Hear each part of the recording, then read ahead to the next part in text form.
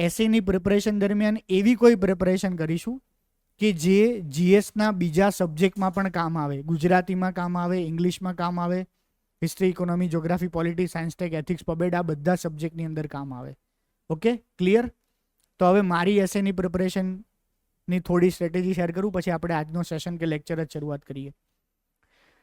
મેં જે વર્ષે યુપીએસસી ક્લિયર કરી 2016, 2014ની અંદર મારે જે યુપીએસસી મેં આપી હતી, મારો ફર્સ્ટ એટેમ્પ્ટ હતો. એ યુપીએસસીની અંદર ટોટલ 7 માર્ક્સના કારણે મારું સિલેક્શન રહી ગયું.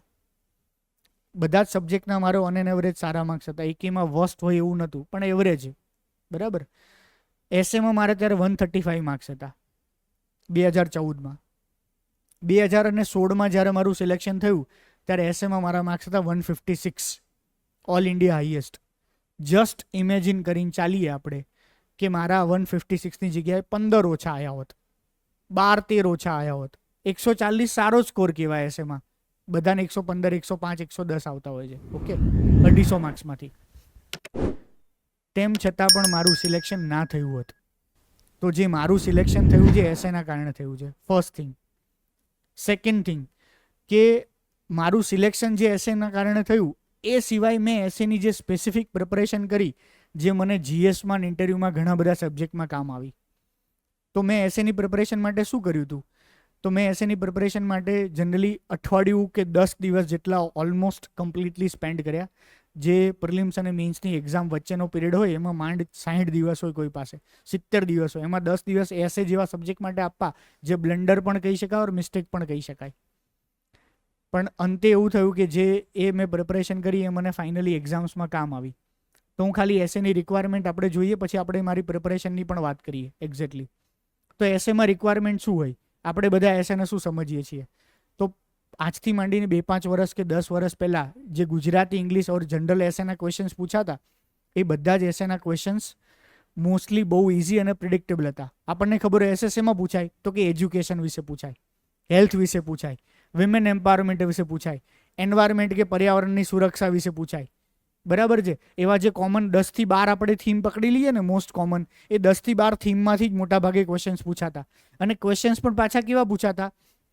જે સીધા, ડાયરેક્ટ અને ઇઝી હોય. ક્વેશ્ચન ભલે ગોળ ગોળ ગમે તે વર્ડ્સમાં પૂછ્યો, પણ કહેવા માગતા હોય કે ભાઈ ભારતની અંદર એજ્યુકેશનની સમસ્યાઓ અને એનું સોલ્યુશન કેવી રીતે થઈ શકે, અથવા તો એજ્યુકેશન ક્ષેત્ર એ ભારતની દરેક સોલ્યુશન, મતલબ દરેક પ્રોબ્લેમનું એક સોલ્યુશન છે. બરાબર? એજ્યુકેશન એ ભારતનું જે પણ કંઈ સપનું હોય ને કે 2047 અથવા તો ભારતને મહાન બનાવવાનું જે સપનું પૂરું કરવા માટે એજ્યુકેશન મહત્વનું, અલ્ટિમેટલી એજ્યુકેશનનું મહત્વ, આવો જ કોઈ ક્વેશ્ચન્સ હોય. પણ હવે રિસેન્ટ ટાઈમ્સની અંદર એજ્યુકેશનની અંદર જેટલા પણ નવા ચેન્જ આવે છે, જેમ કે આર્ટિફિશિયલ ઇન્ટેલિજન્સ, તો હવે 2 સબ્જેક્ટને કમ્બાઈન કરે છે. કલ્ચરને કમ્બાઈન કરે અને જ્યોગ્રાફીને કમ્બાઈન કરે. એવો ક્વેશ્ચન પૂછે. પહેલાં એક 1991નો સુધારો તમને બધાને ખ્યાલ છે ને? શેના વિશે હતો? એલપીજી, વૈશ્વિકરણ, લિબરલાઇઝેશન, પ્રાઇવેટાઇઝેશન, ગ્લોબલાઇઝેશન. એ વૈશ્વિકરણના સુધારાની ભારતીય અર્થતંત્ર પર શું અસર થઈ? ખ્યાલ છે ને બધાને? Most common question. પણ એસેમાં હવે સવાલ પૂછાય છે કે 1991ના વૈશ્વિકરણના સુધારાની ભારતીય સમાજ ઉપર શું અસર થઈ? આ જસ્ટ તમને એક માઇનોર એક્ઝામ્પલ આપીને કીધું. બરાબર? તો એસેના ક્વેશ્ચન્સ બદલાઈ રહ્યા છે. એ બદલાતા જતા એસેના ક્વેશ્ચન્સ જે છે એ આપણે જો સારી રીતે કરવા હશે તો આપણે કંઈક અલગ એસેની પ્રિપરેશન કરવી પડશે. ઓકે, ચાલશે, રહેવા દો. આપણે એસેનો ટોપિક ભણતા પહેલાં સૌથી પહેલાં ક્વેશ્ચન જ જોઈ લઈએ. અને આ જે ક્વેશ્ચન જોવાવાળી વસ્તુ છે ને, એ હું તમને બધાને કહું છું. મેં જે લેક્ચરની શરૂઆત કરી કે પાસ અને બીજા કેન્ડિડેટ વચ્ચે ફરક શું હોય, તો કે એક્ઝામને સમજતો હોય. બરાબર? તો આપણે જો એક્ઝામને સમજવી હશે ને, તો સૌથી પહેલું સ્ટેપ તમે તમારા સિલેબસને જુઓ. એ સિલેબસમાં કયા ટોપિક છે, કેટલા ટોપિક છે. બીજું, તમે એ સિલેબસમાંથી, દરેક ટોપિકમાંથી કયા પ્રકારના ક્વેશ્ચન્સ પૂછાય છે એને જુઓ. પછી તમે તમારું રીડિંગ સોર્સ ડિસાઇડ કરો કે શું આ સિલેબસ અને એમાંથી પૂછાતા પ્રશ્નો મારા આ રીડિંગ સોર્સમાં આવી જશે, તો તમારું રીડિંગ સોર્સ બેસ્ટ છે. અધરવાઇઝ હવે લોકો શરૂઆતમાં શું કરે? સીધી કોઈ ચોપડી પકડે, ચોપડી વાંચવાની શરૂઆત કરે, એક વિષયની આખી ચોપડી પૂરી કરી નાખે, પછી સિલેબસ પકડે, પછી ખબર પડે સિલેબસના 2 ટોપિક તો રહી ગયા, અથવા તો 2 ટોપિક એવા છે જે આની અંદર પ્રોપર જસ્ટિફાય કરીને સમજાય નથી. ચલો એ 2 ટોપિક એ ક્યાંકથી લઈ લીધા. હવે જ્યારે અસલી પેપર સીધું જોવે અથવા તો જૂના સવાલ જોવે ને તો ખબર પડે કે ઓકે મેં જેમાંથી વાંચ્યું છે એમાંથી તો એકે સવાલનો જવાબ હું લખી નહીં શકતો, કાં તો આનો તો કોઈ ઉલ્લેખ જ નહોતો. મેં હમણાં જ વાત કરી કે તમે આખી ઇકોનોમીની ચોપડી વાંચી પણ ઇકોનોમી ચોપડીમાં ક્યાંય એવું લખ્યું જ નહોતું કે 1991ના જે વૈશ્વિકરણના સુધારા છે એની સમાજ ઉપર અસર ક્યાંય લખી જ ના હોય. ખાલી આર્થિક અસરો જ લખી હોય, સામાજિક અસરો જ ના લખી હોય. ક્યાંથી જવાબ લખશો તમે? અને બીજો કેન્ડિડેટ જવાબ લખશે એની મેચ તો નહીં જ કરી શકો ને તમારો આન્સર.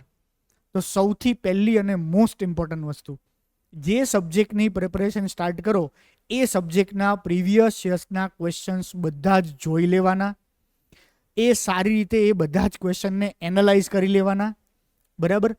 એ પછી તમારે સિલેબસ જોવાનો અને પછી રીડિંગ સોર્સ ફાઇનલ કરવાનો. તો આપણે પહેલું સ્ટેપ સ્ટાર્ટ કરીએ કે કયા પ્રકારના એસેના ક્વેશ્ચન્સ પૂછાય છે. ભારતીયતા અંગેની મારી સમજ, હેરી પોટર જેવી કથા સાહિત્યની કૃતિઓની સફળતાના કારણો. હવે કોઈએ ઇમેજિન કર્યું હશે કે હેરી પોટરનું સક્સેસ શું કામ છે એ કારણ પૂછે છે. કદાચ કોઈ ગુજરાતી નવલકથા પૂછે ને તો આપણને એવું લાગે કે રિલેવન્ટ છે, પણ સપોઝ ગુજરાતી કોઈ અત્યારની ફેમસ નવલકથા પૂછી નાખીને એની સફળતાના કારણ પૂછે, એ પણ આઉટ ઓફ સિલેબસ જ કહી શકાય. રીઝન કે આપણે એવું એક્સપેક્ટ ના કર્યું કે કોઈ કૃતિ કેમ સક્સેસફુલ છે એ રીઝન અહીંયા પૂછે, પણ આ તો હેરી પોટર કેમ સક્સેસફુલ છે એ પૂછ્યું છે. હવે એના તો હજારો કારણ છે.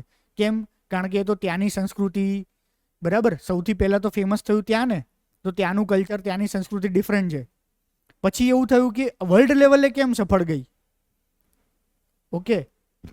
તો એ બધા રીઝન્સ. આર્ટિફિશિયલ ઇન્ટેલિજન્સની મનુષ્યની સર્જનશીલતા પર થનાર અસરનું સ્વરૂપ અને પરિણામ. જસ્ટ ઇમેજિન, એઆઈનું આર્ટિફિશિયલ ઇન્ટેલિજન્સ XYZ ક્ષેત્રમાં શું કરશે તમે બધા જ લખી શકો. જો સારી રીતે તમે જીએસની પ્રિપરેશન કરી હશે ને તો તમને ખ્યાલ છે કે એઆઈ શું કરશે. તો જનરલી જે સૌથી પહેલાં મિકેનાઇઝેશન આવ્યું, મશીનો આવ્યા, તો મશીનોએ મજૂરોને રિપ્લેસ કર્યા. મજૂરોને હવે જરૂર નથી, બધું ઓટોમેશનથી થતું. એઆઈ શું કરશે? તો એઆઈ વ્હાઇટ કોલર જોબને રિપ્લેસ કરશે. વ્હાઇટ કોલર જોબ મતલબ ઇન્ટેલેક્ચ્યુઅલ્સને. એઆઈથી ડૉક્ટરની જરૂર નહીં પડે, કારણ કે ડૉક્ટર જ સિમ્ટોમ્સના બેઝ પર કહી દેશે કે શું પ્રોબ્લેમ છે ને શું દવા લેવાની. એઆઈથી સાયન્ટિસ્ટની જરૂર નહીં પડે, એ જ રિસર્ચ ફોર્મ્યુલા નવા રિસર્ચ કરશે. સીએની જરૂર નહીં પડે, લોયરની જરૂર નહીં પડે, બરાબર. એવા જેટલા પણ ઇન્ટેલેક્ચ્યુઅલ જોબ છે, આઈટી એન્જિનિયરની જરૂર નહીં પડે, કોડિંગ એઆઈ જ કરીને મૂકી દેશે. તો એઆઈની આપણને અલગ અલગ ક્ષેત્ર ઉપર બધી જ અસરો આપણે જીએસમાં વાંચવામાં આવશે. પણ એઆઈની ક્રિએટિવિટી પર શું અસર પડી, ઓકે, આ પ્રકારના ક્વેશ્ચન્સ પૂછાય છે. સરોગેસીના મનોવૈજ્ઞાનિક અને સામાજિક પરિણામો. તો સરોગેસી જનરલી અત્યાર સુધી એવું પૂછાય, સરોગેસીનું જે બિલ પાસ કરે ને, આ સવાલ એટલા માટે જ પૂછાયો છે. સરોગેસી રિલેટેડ બિલ છેલ્લા 1-1.5 વર્ષથી બહુ ડિસ્કશનમાં છે, બરાબર. કે ભાઈ કોણ સરોગેસી ઓપ્ટ કરી શકે. તો સરોગેસી એવા ઓપ્ટ કરી શકે જેમ કે સેમ સેક્સ મેરેજવાળા સરોગેસી ઓપ્ટ ના કરી શકે, બરાબર. સિંગલ પેરેન્ટ ના કરી શકે. એવા ઘણા બધા રૂલ્સ રેગ્યુલેશન્સ બનાવ્યા જે એના કારણથી ચર્ચામાં હતા કે આ રૂલ્સ રેગ્યુલેશન વધારે પડતા સ્ટ્રિક્ટ છે, રિજિડ છે. બીજા સરોગેસીના રૂલ્સ રેગ્યુલેશન બનાવવા પાછળનું કારણ એવું હતું કે બીજે સરોગેટ મધર છે એનું એક્સપ્લોટેશન ને શોષણ થતું હતું અલ્ટિમેટલી. તો તમે જીએસ વાંચતા હશો ને તો યુપીએસસી જીપીએસસીના બધા જ મટીરિયલમાં સરોગેસીનું મટીરિયલ જ્યારે ડિસ્કશન થતું હશે તો સરકારે આ કાયદો પાર કર્યો ને કાયદાના 10 ફીચર છે ને એ કાયદામાં આ પ્રોબ્લેમ છે ને આ બધી જ વાતો હશે. ક્યાંય મનોવૈજ્ઞાનિક કે સામાજિક એંગલ હશે જ નહીં. એક પણ યુપીએસસી જીપીએસસીના મટીરિયલમાં તમને સરોગેસીનો સાયકોલોજીકલ કે સોશિયલ એંગલ હશે જ નહીં. તો કેવી રીતે આન્સર લખશો તમે? ભારતીય માનવ વિદ્યાઓની ઘટતી મહત્તાની સમાજ જીવન પર થનારી અસર. પહેલાં તો આ ક્વેશ્ચન જ સમજવું પડે. થોડા ઘણા મીડિયમ ઇંગ્લિશ મીડિયમમાંથી ભણેલા હોય એ લોકોને, ગુજરાતીવાળાની સરખું ના ખબર પડે, ઓકે. તો માનવ વિદ્યાઓ એટલે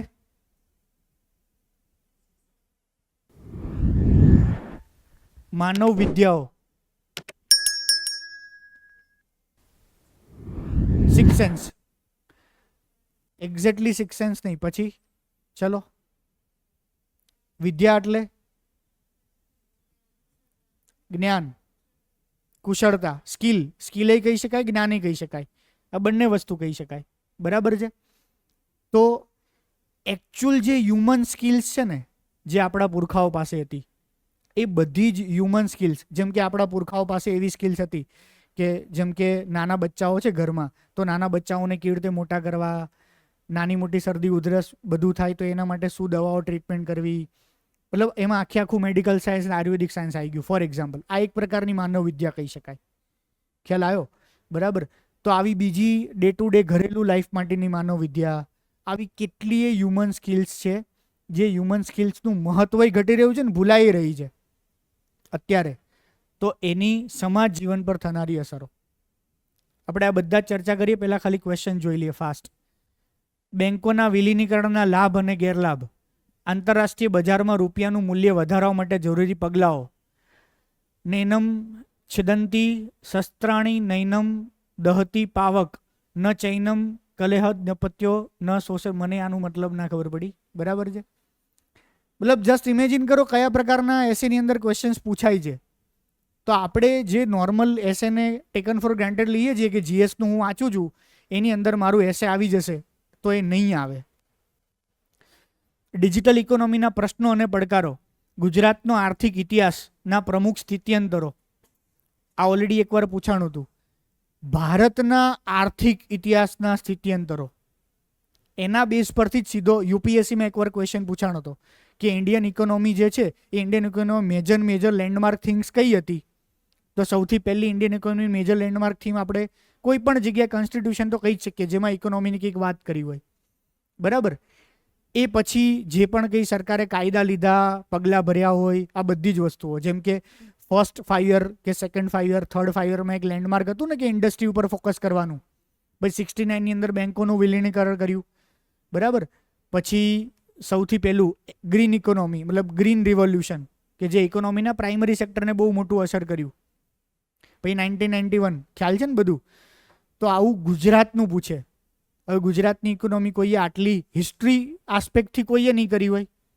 તમે ગુજરાતની ઇકોનોમી અત્યારના પર્સપેક્ટિવથી કરતા હશો, હિસ્ટોરિકલ પર્સપેક્ટિવથી કોઈએ નહીં વાંચી હોય.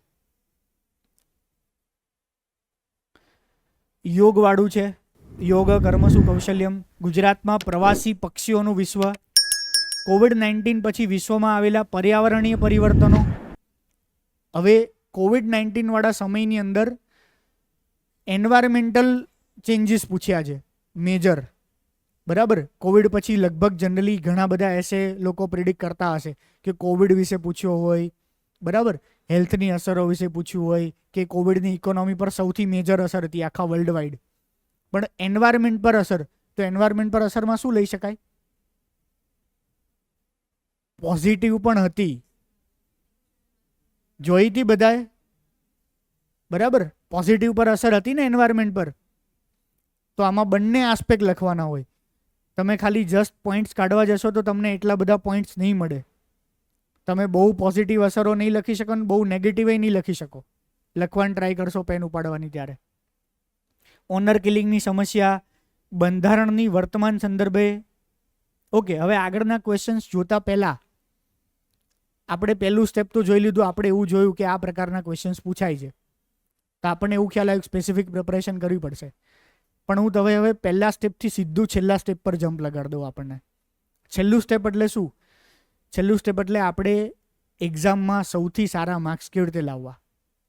આ તમારું છેલ્લું સ્ટેપ હોય ને. આખી પ્રિપરેશન પૂરી થઈ ગઈ, હમણાં અઠવાડિયા પછી એક્ઝામ છે ત્યારે તમારા બધાના મગજમાં એવું હશે કે ભાઈ સીસી માટે ગુજરાતી ઇંગ્લિશ વધારે મહત્વનું છે. બરાબર. એટ ધી સેમ ટાઈમ જીએસની અંદર 3 સબ્જેક્ટ તો ગુજરાતી, ઇંગ્લિશ અને એસે, જેનું 450 જેટલું મહત્વ છે. તો આ બધા જ સબ્જેક્ટની અંદર પેપર ચેકર જ્યારે પેપર ચેક કરવાની શરૂઆત કરતો હશે ને ત્યારે તમારું જે પહેલો ક્વેશ્ચન છે ને એના ઉપરથી જ એ તમને જજ કરશે. એ તમે માનો કે ના માનો, જીપીએસસી વાળા કે બીજા જેટલા પણ લોકો જે એવું કહેતા કે દરેક પેપર ચેકર અલગ અલગ ક્વેશ્ચન તપાસે છે, એવું કંઈ જ નથી. ઓલમોસ્ટ પેપર ચેકર કાં તો આખું પેપર તપાસતા હોય છે અને કાં તો પછી અડધું કાં તો એક સેક્શન તપાસતા હોય છે. અને જે પણ પેપર ચેકર જે છે એ પેપર ચેકર તમારી કેરિયર બાબતે કે તમારા સંઘર્ષ બાબતે કોઈ સિરિયસ ના હોય. એ તમને ઓળખતો જ નથી, એને ખબર જ નહીં હોતી તમારી સ્ટોરી શું છે. 5 વર્ષથી સંઘર્ષ કરો છો ને ઘરની આ પરિસ્થિતિ છે ને આ ખરાબ સિચ્યુએશન છે. પેપર ચેકર માટે તેનું કામ અને બર્ડન છે સિરિયસલી કામ અને બર્ડન છે કે એ માણસ કંટાળીને છેલ્લા 40-50 દિવસથી સવાર બપોર સાંજ આવીને 10-10 કલાક પેપર ચેક કરી રહ્યો છે અને એનું મગજ ખરાબ થાય. સારો મૂડ હોય તો એન્જોય કરતો હશે, કંઈક મસ્ત નવીન લખ્યું ને તો હસતો હોય, બીજાને બતાવે, આવું બધું ચાલતું હોય, શેર કરે આ સ્ટોરી બીજા જોડે. તો પેપર ચેકર તમારા બાબતે સિરિયસ નથી. આ પહેલો પોઈન્ટ થયો. બીજો પોઈન્ટ, પેપર ચેકર માટે એટલું ટાસ્ક છે જે રૂટીન ટાસ્ક થઈ ગયું. રૂટીન ટાસ્ક એટલે સમજ્યા કે એક નાનું એક્ઝામ્પલ છે. તમને પહેલી વાર માળીનું કામ આપ્યું હોય તો તમે કેવું સરસ રીતે આમ જુઓ, આ ડાળખી ના કપાય, આ બાજુ અહીંયા તો ફૂલ છે, આ ફૂલને થોડું છોડીને આમ અને રૂટીન ડેલી વાળો માળી કેવું કામ કરતો હશે? જોયું ક્યારેક? ક્યારેક આપણને દયા આવે, બે થોડું તો ધ્યાન રાખ યાર આ બધું. તો એને માટે એવું થઈ ગયું, એ પેપર ચેકર તો હાલ સીધા લીટડા જ કરે છે. લીટડા 2, લીટડા 4, 2 4 6, 2 4 2 4 2 4. તો હવે એ 2 4માં એવા લીટડા કેવી રીતે આપણે એને આપી શકીએ કે જેથી એ 10માંથી 6 કે 7 માર્ક્સ મૂકે? તો સૌથી પહેલું અને મોસ્ટ ઇમ્પોર્ટન્ટ, ગુજરાતી ઇંગ્લિશમાં તમારો એસે જે છે એના ઉપરથી જ એ માણસ જજ કરશે. મેં આની આગલા જ એક લેક્ચરમાં આ ડિટેલમાં વાત કરી હતી કે એક સમય એવો હતો કે મેં લગભગ એક સાથે 4500 ઉપર પેપર ચેક કર્યા હતા 2-4 દિવસની અંદર. તમે પણ એકવાર એક્સપિરિયન્સ કરજો. અને હું મારા દરેક બેચમાં દરેક સ્ટુડન્ટને એવું કહું છું કે જ્યારે તમારી બધાની પહેલી ટેસ્ટ અહીંયા લેવામાં આવે ને ક્લાસમાં, અને ટેસ્ટ પૂરી થઈ ગઈ 2 થી 5માં, પછી પેપર અહીંયા પડ્યા છે, તો તમે લોકો એક ખૂણામાં બેસીને ખાલી 20 પેપર લઈને બેસો અને એકચ્યુઅલી તમે પેપર ચેક કરી છો ને એવી ફિલિંગ સાથે બેસો. મોબાઈલ બંધ કરીને પેપર ચેક કરશો અને જજ કરવાનું ટ્રાય કરો કે હું આને કેટલા માર્ક્સ આપીશ. અને તમે 1.5 કલાક થશે ને 2 કલાક થશે ને પછી તમારી જે મનસ્થિતિ હશે ને એ તમે વિચારજો, એટલે તમને એક્ઝેક્ટ આઈડિયા આવશે કે પેલો માણસ તો સવારને 10 વાગ્યાને તપાસે છે ને 5 વાગે શું હશે. હવે તમે છે ને કેન્ડિડેટ તરીકે લખવાની જગ્યાએ પેપર ચેકર તરીકે વિચારશો કે મારે એ પુરવણીમાં એવું શું લખવાનું છે આન્સર શીટમાં જેથી પેપર ચેકરે ઇમ્પ્રેસ થાય, અથવા બર્ડ આઈ વ્યૂ ઉપર છેલ્લી નજર કરે છે તો પણ એને સારું લાગે. તો સૌથી પહેલું અને મોસ્ટ ઇમ્પોર્ટન્ટ વસ્તુ, સૌથી પહેલું અને મોસ્ટ ઇમ્પોર્ટન્ટ, આ જેટલું વાંચે છે એમાં હેરી પોટર કોણે લખ્યું હશે? નોટ એ સિંગલ કેન્ડિડેટ લખ્યું હશે કોઈએ? નહીં. સેમ આની અંદર તમે જો આ 3જા નંબરનું કોણે લખ્યું હશે? હાર્ડલી એકાદ જણ, લગભગ તો કોઈએ નહીં. ખ્યાલ આવ્યો મારો જસ્ટ કહેવાનો મતલબ થયો? તો પેપર ચેક કરી રહ્યો છો તો આમાં જે સૌથી સહેલોમાં સહેલું હશે ને, આ પેલું બેંકોના વિલીનીકરણ વાળું ફોર એક્ઝામ્પલ, કાં તો બીજું આમાંથી સૌથી છેલ્લામાં સહેલું ઇઝી વાળું હશે, એ લગભગ 100માંથી 60-70 છોકરાઓએ લખ્યું હશે. બાકી જે સેકન્ડ ઇઝીએસ્ટ છે એ બીજા 30-40 લખ્યું હશે. રેર કેસની અંદર બીજા 3 ક્વેશ્ચન જે વધ્યા એ ટોટલ રેર 10થી 15 માણસો નીકળતા હશે. તો પેપર ચેકર પેપર તપાસીને કંટાળી રહ્યો છે, એક જ થોટ સાંભળીને કંટાળી રહ્યો છે. હવે કોઈ જો નવી વાત, નવો થોટ, નવો ક્વેશ્ચનનો આન્સર લખતું હોય તરત એ પણ ફ્રેશ થાય અને તમે જ ફિલિંગ કરશો. એક જ ક્વેશ્ચન તમે વાંચશો, જવાબ અને કેટલી વાર 10 કલાક 10 દિવસ, એ પછી જ્યારે અચાનક નવો કોઈ ટોપિક વાંચવામાં આવે તો તમે ફ્રેશ થાવ, સારી રીતે એને પોઝિટિવલી લો. તો એટલા માટે તમારે એવી ટ્રાય કરવાની છે કે બીજા લોકો જે ક્વેશ્ચન્સ લખે ને એની કરતાં અલગ ક્વેશ્ચન એટેમ્પ્ટ કરીને આન્સર લખવાનો છે. આ પહેલું અને મોસ્ટ ઇમ્પોર્ટન્ટ યાદ રાખો. મોસ્ટ ઇમ્પોર્ટન્ટ, જે માણસ જે હજારો લોકો જે ગાડરો પ્રવાહ જાય એની કરતાં જે અલગ જતો એની વેલ્યુ હોય ઓલવેઝ. તો પેલામાં કન્ટેન્ટ બહુ સારું હોય પણ આમાં કદાચ એવરેજ ઓર અબો એવરેજ કન્ટેન્ટ હોય ને તોય પેપર ચેકર સમજે કે તમે ડિફિકલ્ટ ક્વેશ્ચન એટેમ્પ્ટ કરવાની ટ્રાય કરી છે અને એ એટેમ્પ્ટ જો તમે સારી રીતે કર્યો હોય તો વધારે જ માર્ક્સ મળે. એટલીસ્ટ મને એટલું ખબર છે એવરેજ માર્ક્સ તો મળે.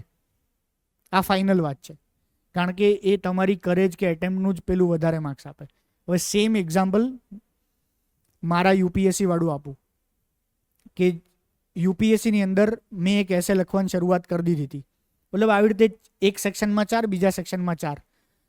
તો એ 4માંથી એક સૌથી સહેલો હતો, ટુરિઝમ વાળો, બહુ જ ઇઝી. બીજા 3 બહુ જ અઘરા હતા અને લગભગ બધાએ ટુરિઝમ વાળો જ લખ્યો હશે, બરાબર, કમ્પેરેટિવલી.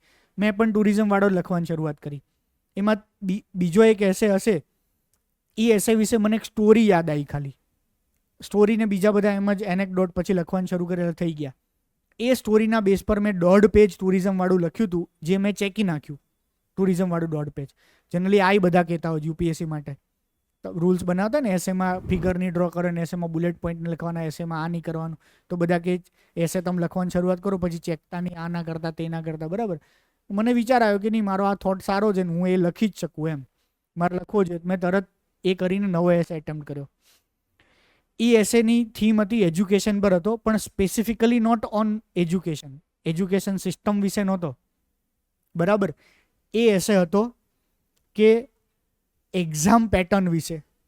એક્ઝામ પેટર્ન મતલબ કે જે સ્ટાન્ડર્ડાઇઝ એક્ઝામ પેટર્ન છે એ બુદ્ધિમત્તાની સાચી પરીક્ષા નથી. મતલબ એક્ઝામ પેટર્ન ઉપર સવાલ પૂછ્યો હતો કે અત્યારે જ રિઝલ્ટ આવ્યું ને હમણાં જ. ઓકે, તો એના ઉપર જ ક્વેશ્ચન હતો કે શું આવી રીતે મગજવાળું એજ્યુકેશન લઈને મતલબ 100 MCQ સોલ્વ કરાવીને કોઈને રેન્ક આપે તો શું એ ખરેખર ઇન્ટેલેક્ચ્યુઅલ છે અને જે ફેલ થયા એ બુદ્ધિ વગરના છે? તો આ ક્વેશ્ચન હતો એકચ્યુઅલી કે સ્ટાન્ડર્ડાઇઝ એક્ઝામ પેટર્ન આ real test of intellectuality? Question mark વાળો હતો. મને એક જ સ્ટોરી ક્યાંકથી યાદ આવી ગઈ. મેં સ્ટોરીથી શરૂઆત કરી. મેં ઘણા બેચમાં શેર કરી હશે આ સ્ટોરી. કે એક ગામડાની સ્કૂલ હતી. જે ગામડાની સ્કૂલની અંદર ટીચરે સ્ટુડન્ટને ક્વેશ્ચન પૂછ્યો કે કેટલા સ્ટુડન્ટ એપલ વિશે જાણે છે. બધા છોકરાએ હાથ ઉપર કર્યા. ટીચર કે કેટલા સ્ટુડન્ટ કહે છે કે એપલ રેડ હોય? 90% છોકરાઓએ હાથ ઉપર કર્યા. ટીચરને એવું થયું કે મેં એક ટેસ્ટ લીધી, એક સવાલ પૂછ્યો, બધા છોકરાઓને આવડે છે. ટીચરને એમ થયું લાય અઘરું પૂછું.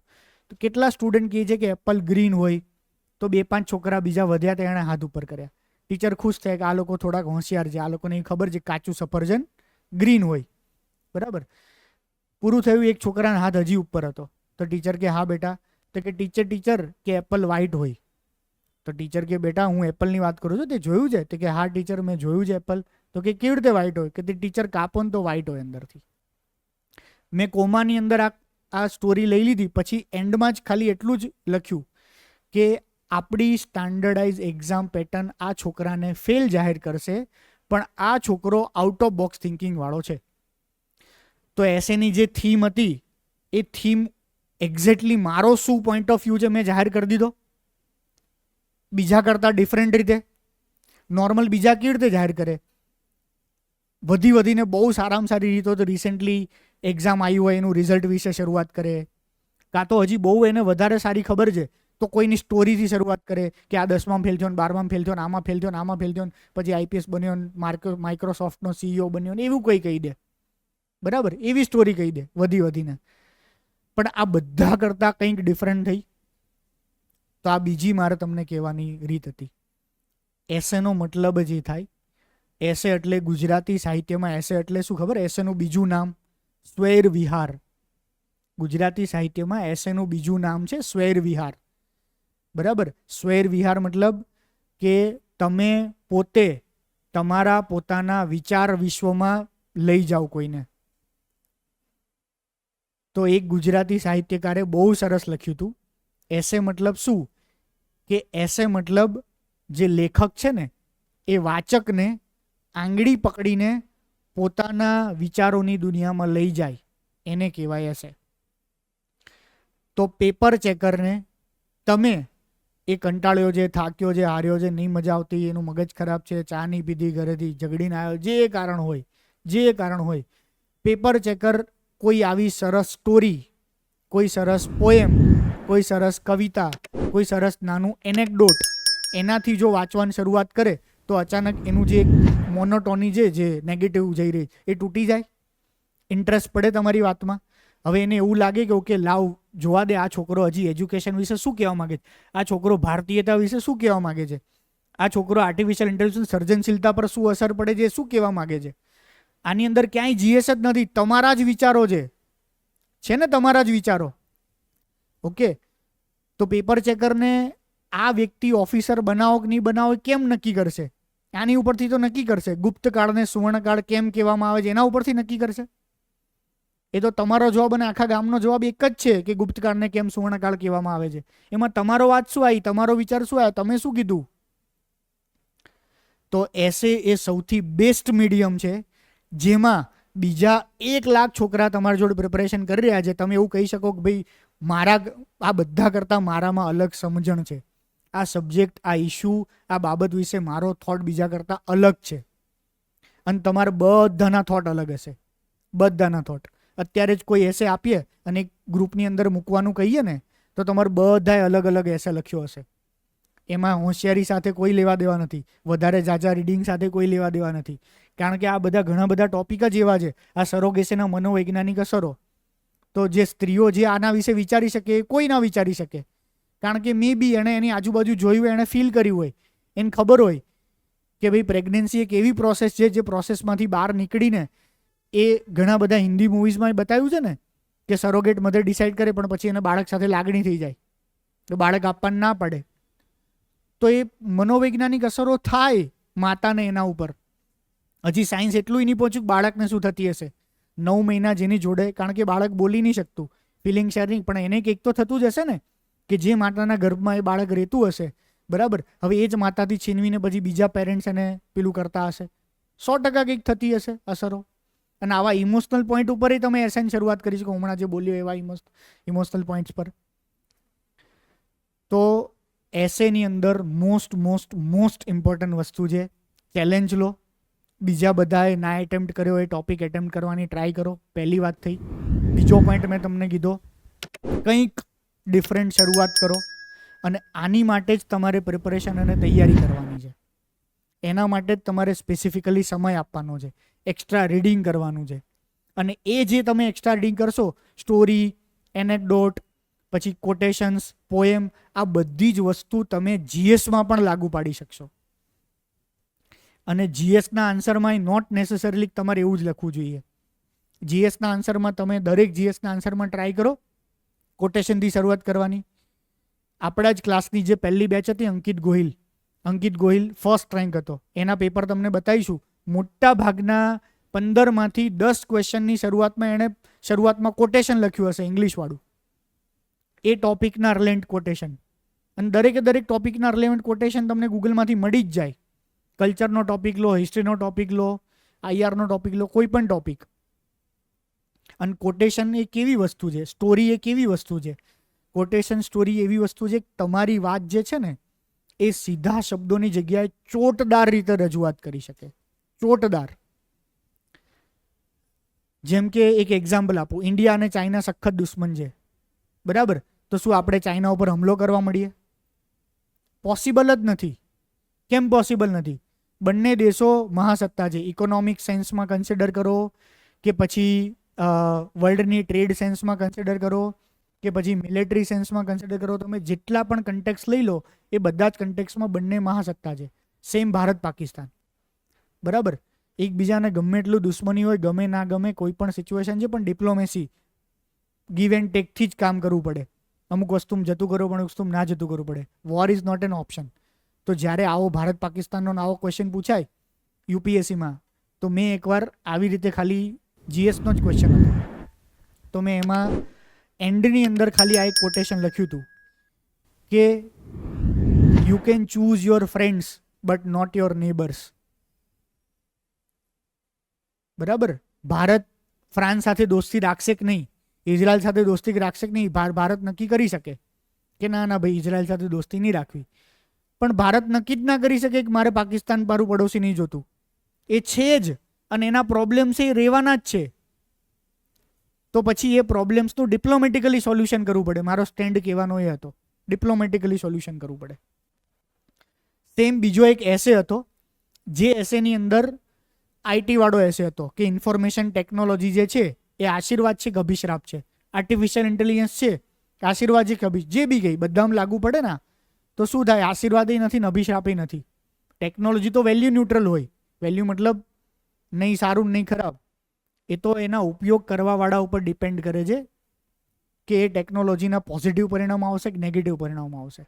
તો આ એસેનો એન્ડ કરવા માટે મેં એવું લખ્યું કે માનવ જાતને બહુ જ મોટો ફાયદો થયો હોત જો માનવ જાતે નાઇટ્રોજનનો ઉપયોગ માત્ર રસાયણ બનાવવા, મતલબ માત્ર ફર્ટિલાઇઝર બનાવવામાં કર્યો હોત.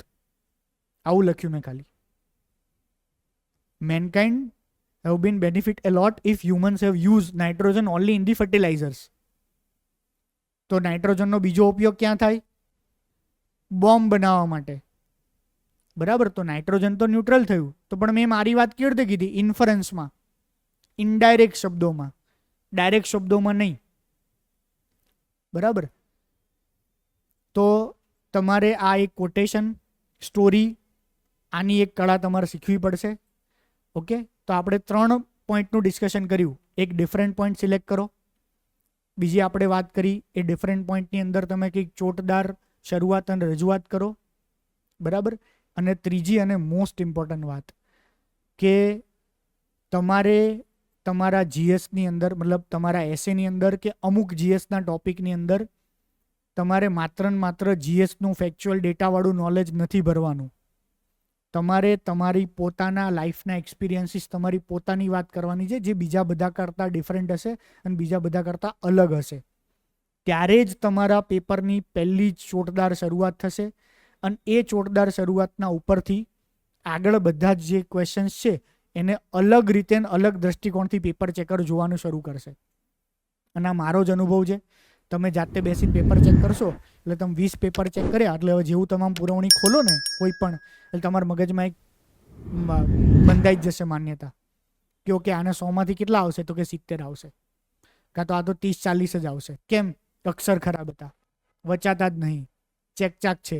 પહેલું સ્ટેટમેન્ટ વાંચો ને એવું ખબર પડે કે ભાષાનું કૌશલ્ય નહીં આ વ્યક્તિમાં. તો બીજું, સાવ કોમન ચીલા ચાલુ શરૂઆત હોય, સાવ કોમન ચીલા ચાલુ શરૂઆત. બીજા કોઈનું તમે પેપર ખોલીને જોશો તો શરૂઆતમાં જ કોટેશન લખ્યું છે. બરાબર, કાં તો નાની સ્ટોરી લખવાની ટ્રાય કરી છે, વચ્ચે વચ્ચે અંડરલાઇન છે, વચ્ચે વચ્ચે ફરી પાછું સેમ એના રિલેટેડ બીજા કોઈ સંવાદો ટાંક્યા છે. આપણે અહીંયા એક પેપર જોયું હતું ગુજરાતીમાં 2-3 દિવસ પહેલાં, લાસ્ટ વીક આપણા લેક્ચર્સની અંદર જે સ્ટુડન્ટ છે એમને. બરાબર, તો એ પેપર અને બીજાનું પેપરમાં કેટલો ફરક હતો? એટલા માટે ટોપર હતા. સિમ્પલ લોજિક છે. તો આપણે સેમ ટોપર્સના એસે જોઈશું તો તમને ખ્યાલ આવશે કે ટોપર્સના એસેની અંદર કોઈ જ એવી નવી કે વિશિષ્ટ વાત નથી. ખાલી રજૂઆત વિશિષ્ટ અને અલગ છે બીજા કરતાં. તો આ ત્રીજો મારો મેજર પોઈન્ટ્સ તમને કહેવાનો હતો કે તમારા પોતાના મનની વાત તમે એસેની અંદર લખો તો અને તો જ તમારા સારા માર્ક્સ આવશે. ક્લિયર? ઓકે, તો આપણે હવે આગળ થોડા બીજા ક્વેશ્ચન્સ જોઈએ એટલે હજી તમને વધારે આઈડિયા આવે કયા પ્રકારના ક્વેશ્ચન પૂછાય છે. આધુનિક મનુષ્યની ભૌતિકવાદી જીવનશૈલીના પરિણામો. ઓકે, ગાંધીજીના વ્યક્તિત્વના કયા પાસાઓને લીધે તેઓ અદ્વિતીય બન્યા? ગુજરાતી ડાયસ્પોરા, આરંભ, વિકાસ, પરિણામો, ભારતીય ન્યાયિક પ્રક્રિયાના પ્રશ્નો અને ઉપાયો, ડિજિટલ યુગમાં બાળકોમાં પરંપરાગત રમતોને લોકપ્રિય કરવા અંગેના પડકારો, ભારતની કુદરતી સંપત્તિ વૈવિધ્ય વિશેષતા, વન અને નગર બંનેમાં સામ્ય અને વૈષમ્ય, દિલ્હીનું પ્રદૂષણ, સમસ્યા અને ઉપાય, પ્રકૃતિ તું શું કરે, મારી પ્રકૃતિ જ્યાં રામાયણ છે. એટલે આ એક કવિની વાક્યમાંથી લખ્યું છે એમ કે હું જ ડિસ્ટર્બ છું. કવિ પોતે જ કહે છે એમ કે હું પ્રકૃતિની ચિંતા શું કામ કરું, હું પોતે જ ડિસ્ટર્બ છું. કે એનું મનુષ્ય માનવ જાત ઉપર વિશ્વાસ જ ઉઠી ગયો. વિશ્વયુદ્ધ થયા, વિશ્વયુદ્ધ પછી અણુબોમ્બનો પ્રયોગ થયો, ભૌતિકતાવાદી, પૈસા પાછળ માણસ ભાગે છે. બરાબર, જ્યાં ત્યાં ગુનાખોરી, ચોરી ચકારી, પછી જે નૈતિક મૂલ્યો જે હોય અંગત જીવનના એ મૂલ્યોનો હાસ થઈ રહ્યો છે. આ બધી વસ્તુથી પોતે કંટાળી ગયો છે. તો આ વાત ક્યારની છે ખબર છે? 1956ની છે. આ જે કવિતા જે છે ઉમાશંકર જોશીની પેલામાંથી લીધી 56માં. અત્યારે લાગુ પડે છે. જસ્ટ ઇમેજિન કરો, પ્રકૃતિનો તો સંહાર થઈ જ ગયો છે. તો માણસ પ્રકૃતિની ચિંતા કરે કે પોતાના જીવનની ચિંતા કરે? તમે લોકો પ્રકૃતિની ચિંતા કરો કે તમારી ચિંતા કરો? અત્યારે એ જ કહે છે ને, મારી પ્રકૃતિની જ જ્યાં રામાયણ છે. પક્ષી લુપ્તતા, પરિબળો અને ઇલાજ. તો જો 2 એન્વાયરમેન્ટવાળા ક્વેશ્ચન પૂછ્યા એસ સચ. આમાં એન્વાયરમેન્ટનો અડધો એંગલ આવી જાય છે. બરાબર, અને બીજો અડધો એંગલ કયો આવે છે? બીજો અડધો એંગલ આ આવે છે. ઓકે, કૃષિ અર્થતંત્રની આજ અને આવતીકાલ, કળા વિમુક્તા, માણસની મૌલિક વિચાર શક્તિનું હનન. આ પણ એક ઇમ્પોર્ટન્ટ ટોપિક છે. જે એઆઈનો જે સવાલ પૂછ્યો ક્યાંક મહદઅંશે આ જ દિશામાં લઈ જાય છે. એઆઈથી સર્જનશીલતા પર શું અસર થાય? તો માણસની ક્રિએટિવિટી જ ઘટી રહી છે. માણસની ક્રિએટિવિટી મતલબ લખવાની ક્રિએટિવિટી, ભાષાની ક્રિએટિવિટી, પોએમ બનાવવાની ક્રિએટિવિટી, મતલબ જેટલી પણ છે પેઇન્ટિંગ, જેટલા પણ તમે આર્કિટેક્ટ, તો એક ક્રિએટિવ ફિલ્ડ છે. તો કાલ સવારે એઆઈ ડિઝાઇન બનાવશે તો માણસનો ક્યાં રોલ જ વધ્યો? બીજી ત્રીજી જનરેશનમાં તો કંઈ હશે જ નહીં એની કોઈ ક્રિએટિવિટી. જેટલા ક્રિએટિવ ફિલ્ડ છે બધામાં જો એઆઈ જશે તો માણસની ક્રિએટિવિટી જ નાશ પામશે. તો આ એની જ વાત કરે છે. આ એઆઈ સિવાય જનરલ વાત કરે છે કે અત્યારના જનરલ સમયની અંદર કળા જે છે એનાથી વિમુખ થઈ રહ્યો છે માણસ. તો માણસની મૌલિક વિચાર શક્તિનું હનન થઈ રહ્યું છે. અત્યારે કેટલા લોકો લખે છે પોતે જાતે પોતાના વિચારનું? પહેલાં જે રાઇટરો મહાન કૃતિઓ લખાતી હતી, પહેલાં જેવા મહાન પેઇન્ટિંગો બનતા હતા, કોઈ લેવલની ક્રિએટિવિટી જ નથી. અત્યારે ફાસ્ટ ટાઈમ થઈ ગયો છે. ખોવાયેલો માનવી, ખોવાયેલી ઋતુઓ, કેવા ક્વેશ્ચન છે. મતલબ આપણને આમ લખવાનું મન થઈ જાય. બરાબર. આધુનિક હિસાબી પદ્ધતિના વિકાસમાં ટેકનોલોજીની ભૂમિકા. હવે આ અકાઉન્ટન્સી અને ટેકનોલોજીની વાત કરે છે. 21મી સદીના પ્રથમ 2 દશકા ઓપન એન્ડેડ ક્વેશ્ચન છે. શું પ્રથમ 2 દશકા એટલે વર્લ્ડની મોટી ઘટનાઓ લખવાની, ટેકનોલોજીના આસ્પેક્ટથી લખવાનું, વોરના આસ્પેક્ટથી લખવાનું, ભારતના આસ્પેક્ટથી લખવાનું, પોલિટિકલ આસ્પેક્ટથી લખવાનું, કયા આસ્પેક્ટથી લખવાનું? બરાબર. અને આ જે માણસ લખે એ પ્રમાણે અલગ થાય. કોઈ સ્ત્રી લખે તો અલગ લખી શકે, ઝેન ઝી વાળું જે જન્મ્યું છે બાળક લખે તો અલગ લખી શકે, 80 વર્ષનો કાકો લખે તો અલગ લખે. અલગ જ લખે ને બધા. તો એમ તમારામાંથી બધા અલગ લખે. હવે જ્યારે બધા લોકો અલગ લખતા હોય તો તમારા પાસે તો બેસ્ટ સ્કોપ છે કે તમે પેપર ચેકરને તમારા ડિફરન્ટ થોટ છે એનાથી ઇમ્પ્રેસ કરી શકો. એટલે એસે ફરી કહું છું, એસે મારા મતે એ તમારા જે પેલું શું કહેવાય ક્રિકેટની વાત કરીએ ને ફોર એક્ઝામ્પલ, તો તમારા માટે પાવર પ્લે છે. એ પાવર પ્લેની અંદર તમારે મેક્સિમમ રન કરવાના છે એસેવાળામાં. જો તમે મેક્સિમમ સારું એસેની પ્રિપરેશન ના કરી શક્યા તો આગળ ફરી પાછું તમારા કન્ટેન્ટ ઉપર ડિપેન્ડ હશે. તો એસેમાં જ તમારે ઇમ્પ્રેસ કરવાના છે. સિનેમાનો સમાજ ઉપર પ્રભાવ, આ તો હું જોરદાર લખી શકું. ખ્યાલ છે ને બધાને? વરસાદ ભીંજવે, બહુ જ શોર્ટ. મતલબ આનો શું અર્થ લેવાનો? વરસાદ ભીંજવે, આગળ શું? ખ્યાલ આવ્યો? કયા એંગલ પર જવાનું? સાંપ્રત લોકશાહી ગરવી કે વરવી? યુવા વર્ગમાં વધતી જતી વ્યસન વૃત્તિઓ, ચિંતા અને ચિંતન. વૈશ્વિકરણમાં ભારતમાં આવેલા, જો મેં સામાજિક કીધું હતું, હવે સાંસ્કૃતિક પૂછ્યું છે એકવાર. સાંસ્કૃતિક યુપીએસસીમાં સોશિયલ ઇફેક્ટ પૂછી હતી એકવાર. હિન્દી સિનેમામાં નારીત્વનું પરિવર્તિત નિરૂપણ છેલ્લા દાયકાના સંદર્ભે. બરાબર. તો આ તો બહુ જોરદાર નિરૂપણ પેલું થઈ રહ્યું છે. પોઝિટિવ એ છે અને નેગેટિવ એ છે. બરાબર. ડિજિટલ ઉપકરણો વડે જીવાતા જીવનની મનુષ્યના આંતરસંબંધો પર અસર. કેવી આંતરસંબંધો પર અસર થાય છે? હવે આ જે એસે પૂછાણો છે ને, આ એસે જે 2017નો, એટલે મેં મેઇન્સ લખી હતી આ જીપીએસસી વાળી, એટલે મને યાદ છે. હવે આ મીન્સની અંદર એક મારી સાથે પ્રવીણસિંહ જેતાવત હતા, જેનો 3rd રેન્ક આવ્યો હતો. બરાબર. સનીનો 1st રેન્ક. પ્રવીણસિંહ જેતાવતે આની શરૂઆત કેવી રીતે કરી હતી? આ 3જા નંબરના એસેની વાત કરું છું. બરાબર. તો પ્રવીણસિંહ જેતાવતે 2 મેસેજ લખ્યા હતા કે ડાઇનિંગ ટેબલ ઉપર બધા જમવા બેસી રહ્યા છે એક ઘરની અંદર, અને જમવા બેસીને મમ્મી કે પપ્પા એના 2 છોકરાઓને મેસેજ કરે છે કે ફૂડ ઇઝ રેડી, તમે આવી જાઓ. તો ડિજિટલ ઉપકરણો વડે મનુષ્યના આંતર સંબંધો પર શું અસર થાય છે? આ તો જસ્ટ એક્ઝામ્પલથી શરૂઆત કરી. ઓકે. તો આવી તો કેટલાય એવા એક્ઝામ્પલ છે કે 2 વ્યક્તિના આંતર સંબંધો મોબાઈલ કે કોઈ પણ ડિજિટલ ઇક્વિપમેન્ટ પહેલાં કંઈક ડિફરન્ટ હતા ને, ડિફરન્ટ, અલગ જ લેવલના હતા. હવે કેવા છે? જેમ કે હું નાનો હતો ત્યાં સુધી મને ખબર છે કે હું પેલું પોસ્ટકાર્ડ લખતો મારા કાકા, મામા, ફઈ, ફુવા, દાદા બાદા બધાને. બરાબર. સ્કૂલ કોલેજમાં ચિઠ્ઠીઓ લખતો. બરાબર. જતું રહ્યું બધું. હવે તો એ આંતર સંબંધો પર થઈને અસરો. આ તો એક જ એંગલ થયો. એવા તો કેટલાય એંગલ છે જે તમે વિથ એક્ઝામ્પલ તમે શો કરી શકો. તો કોઈ જ અઘરું નથી. બરાબર. પર્યાવરણની જાળવણી માટે ટેકનોલોજીના પ્રાપ્ત ઉકેલો, ભારતીય ભાષાની જાળવણી, હોસ્પિટલમાં રોબોટ દ્વારા ઓપરેશન, લાભ અને ગેરલાભ બંને. આ પેલું ચિઠ્ઠીમાં બતાવ્યું છે ને, ડિલિવરી કરાવે છે, ખબર છે? તો એ ગેરલાભ થયો. મનુષ્યના જીવનમાં અસંતુલિત સ્થિતિ, ઓનલાઈન શિક્ષણની સમસ્યા ઉકેલ, સ્માર્ટ સિટીની પરિકલ્પના.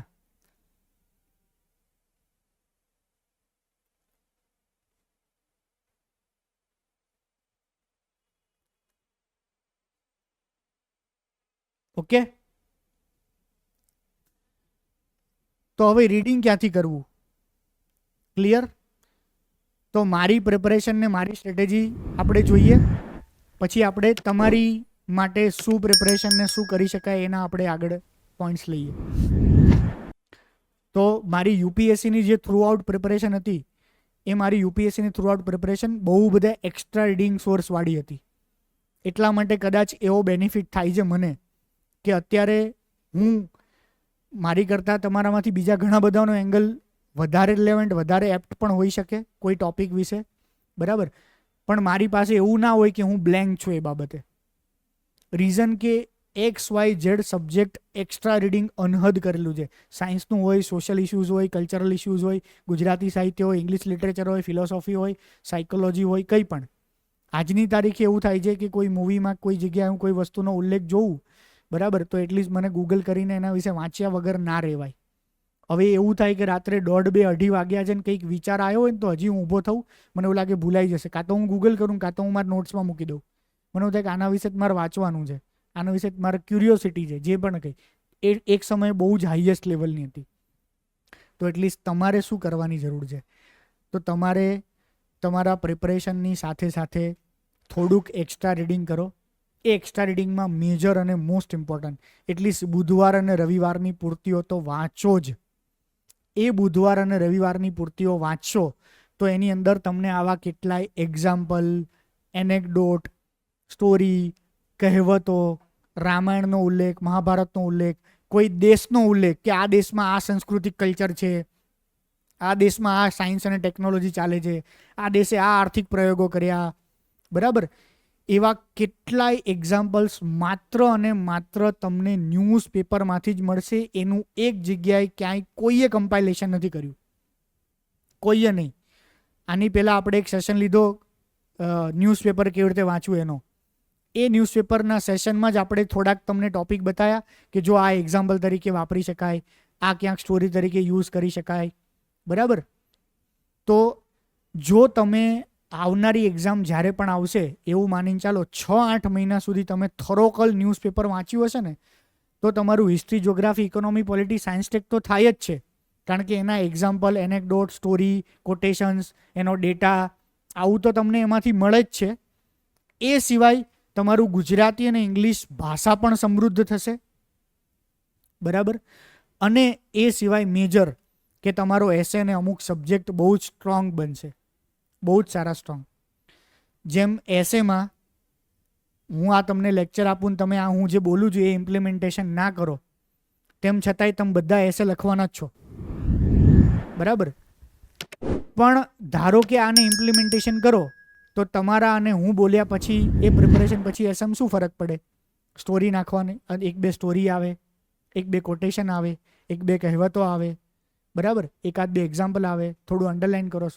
બસ આ જ ડિફરન્સ છે 10માંથી 7 માર્ક્સ અને 4 માર્ક્સ વચ્ચેનો, અથવા તો 5 માર્ક્સ. બીજો કોઈ જ ડિફરન્સ નથી. સેમ વસ્તુ જીએસમાં લાગુ પડે. સેમ જીએસના પેપરની અંદર પણ જે એક્સ્ટ્રા 1-2 પોઈન્ટ્સ તમે બીજાના પેપરમાં નથી એવા તમે 2 પોઈન્ટ્સ કહી દો છો, એ પોઈન્ટ્સ કામ આવે. અને આ બધું જ વાંચેલું એકબીજા સાથે સંકળાયેલું જ છે, 100% સંકળાયેલું છે. એલપીજીની અસરો પૂછી છે તો અત્યાર સુધી એલપીજીની અસરો બધા ઇકોનોમી જ લખતા હતા. 1 પોઈન્ટ સોશિયલ ના લખી શકાય, 1 પોઈન્ટ કલ્ચરલ ના લખી શકાય. એઆઈનું નિબંધ તમે અત્યાર સુધી લખતા હતા, અત્યારે જ એઆઈનો નિબંધ પૂછો તો તમે બધો એઆઈનો નિબંધમાં બધા પોઈન્ટ લખશો. હવે એઆઈના નિબંધની અંદર ક્રિએટિવિટીને નુકસાન થશે એવો પોઈન્ટ ના લખી શકો. પૂછાઈ ગયો સવાલ કે માણસની સર્જનાત્મક શક્તિને પણ અસર કરશે એઆઈ નેગેટિવલી. લખી શકાય કે ના લખી શકાય? તો આ તો જસ્ટ ખાલી સવાલમાંથી જ મેં એક પોઈન્ટ બનાવ્યો છે, ક્વેશ્ચનમાંથી જ એક પોઈન્ટ તમને મળ્યો.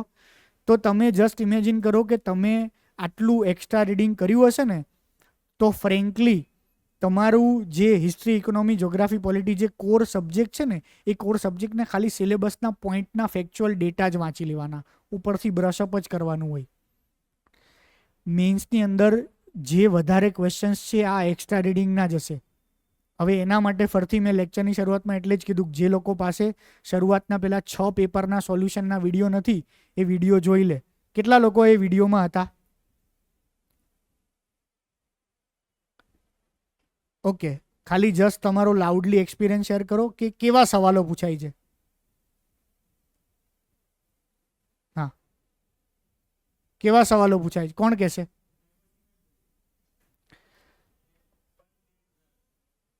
અને સિલેબસ બેઝ કેટલા હશે પર્સન્ટેજમાં કરીએ તો?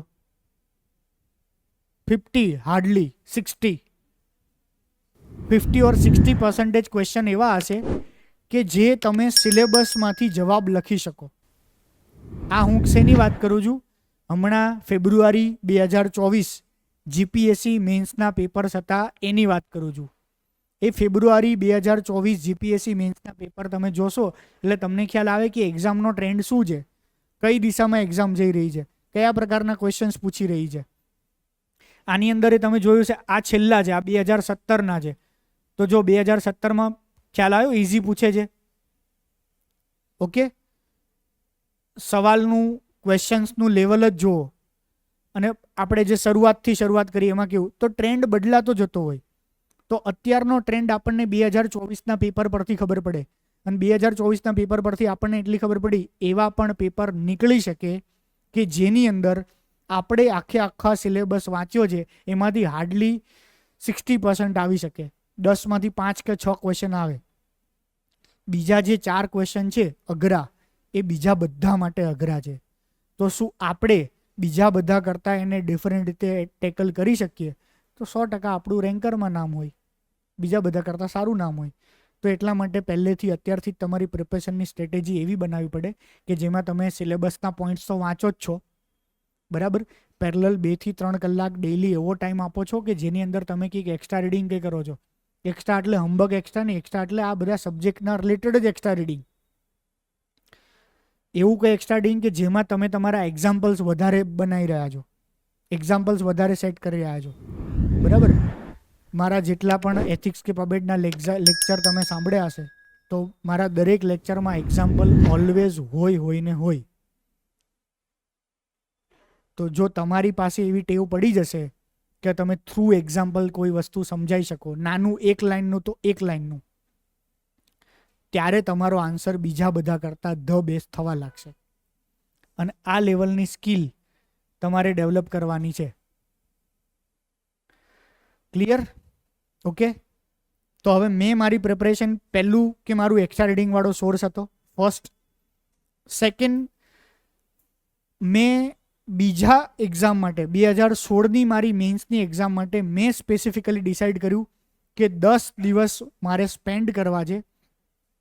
10 દિવસ સ્પેન્ડ કરીને મારે કમ્પ્લીટલી દરેક એક્સપેક્ટેડ ટોપિકના કોટેશન, સ્ટોરી, એનેક્ડોટ્સ આ બધા ભેગા કરવા છે. જેમ કે હું ડિસાઇડ કરું કે ભાઈ મારે સરકારી જે સિસ્ટમ છે અથવા તો સરકારી રિસોર્સિસ છે એનો દુરુપયોગ ના કરવો જોઈએ, આવું એક સિવિલ સર્વિસનો ગુણધર્મ હોય, બરાબર ને.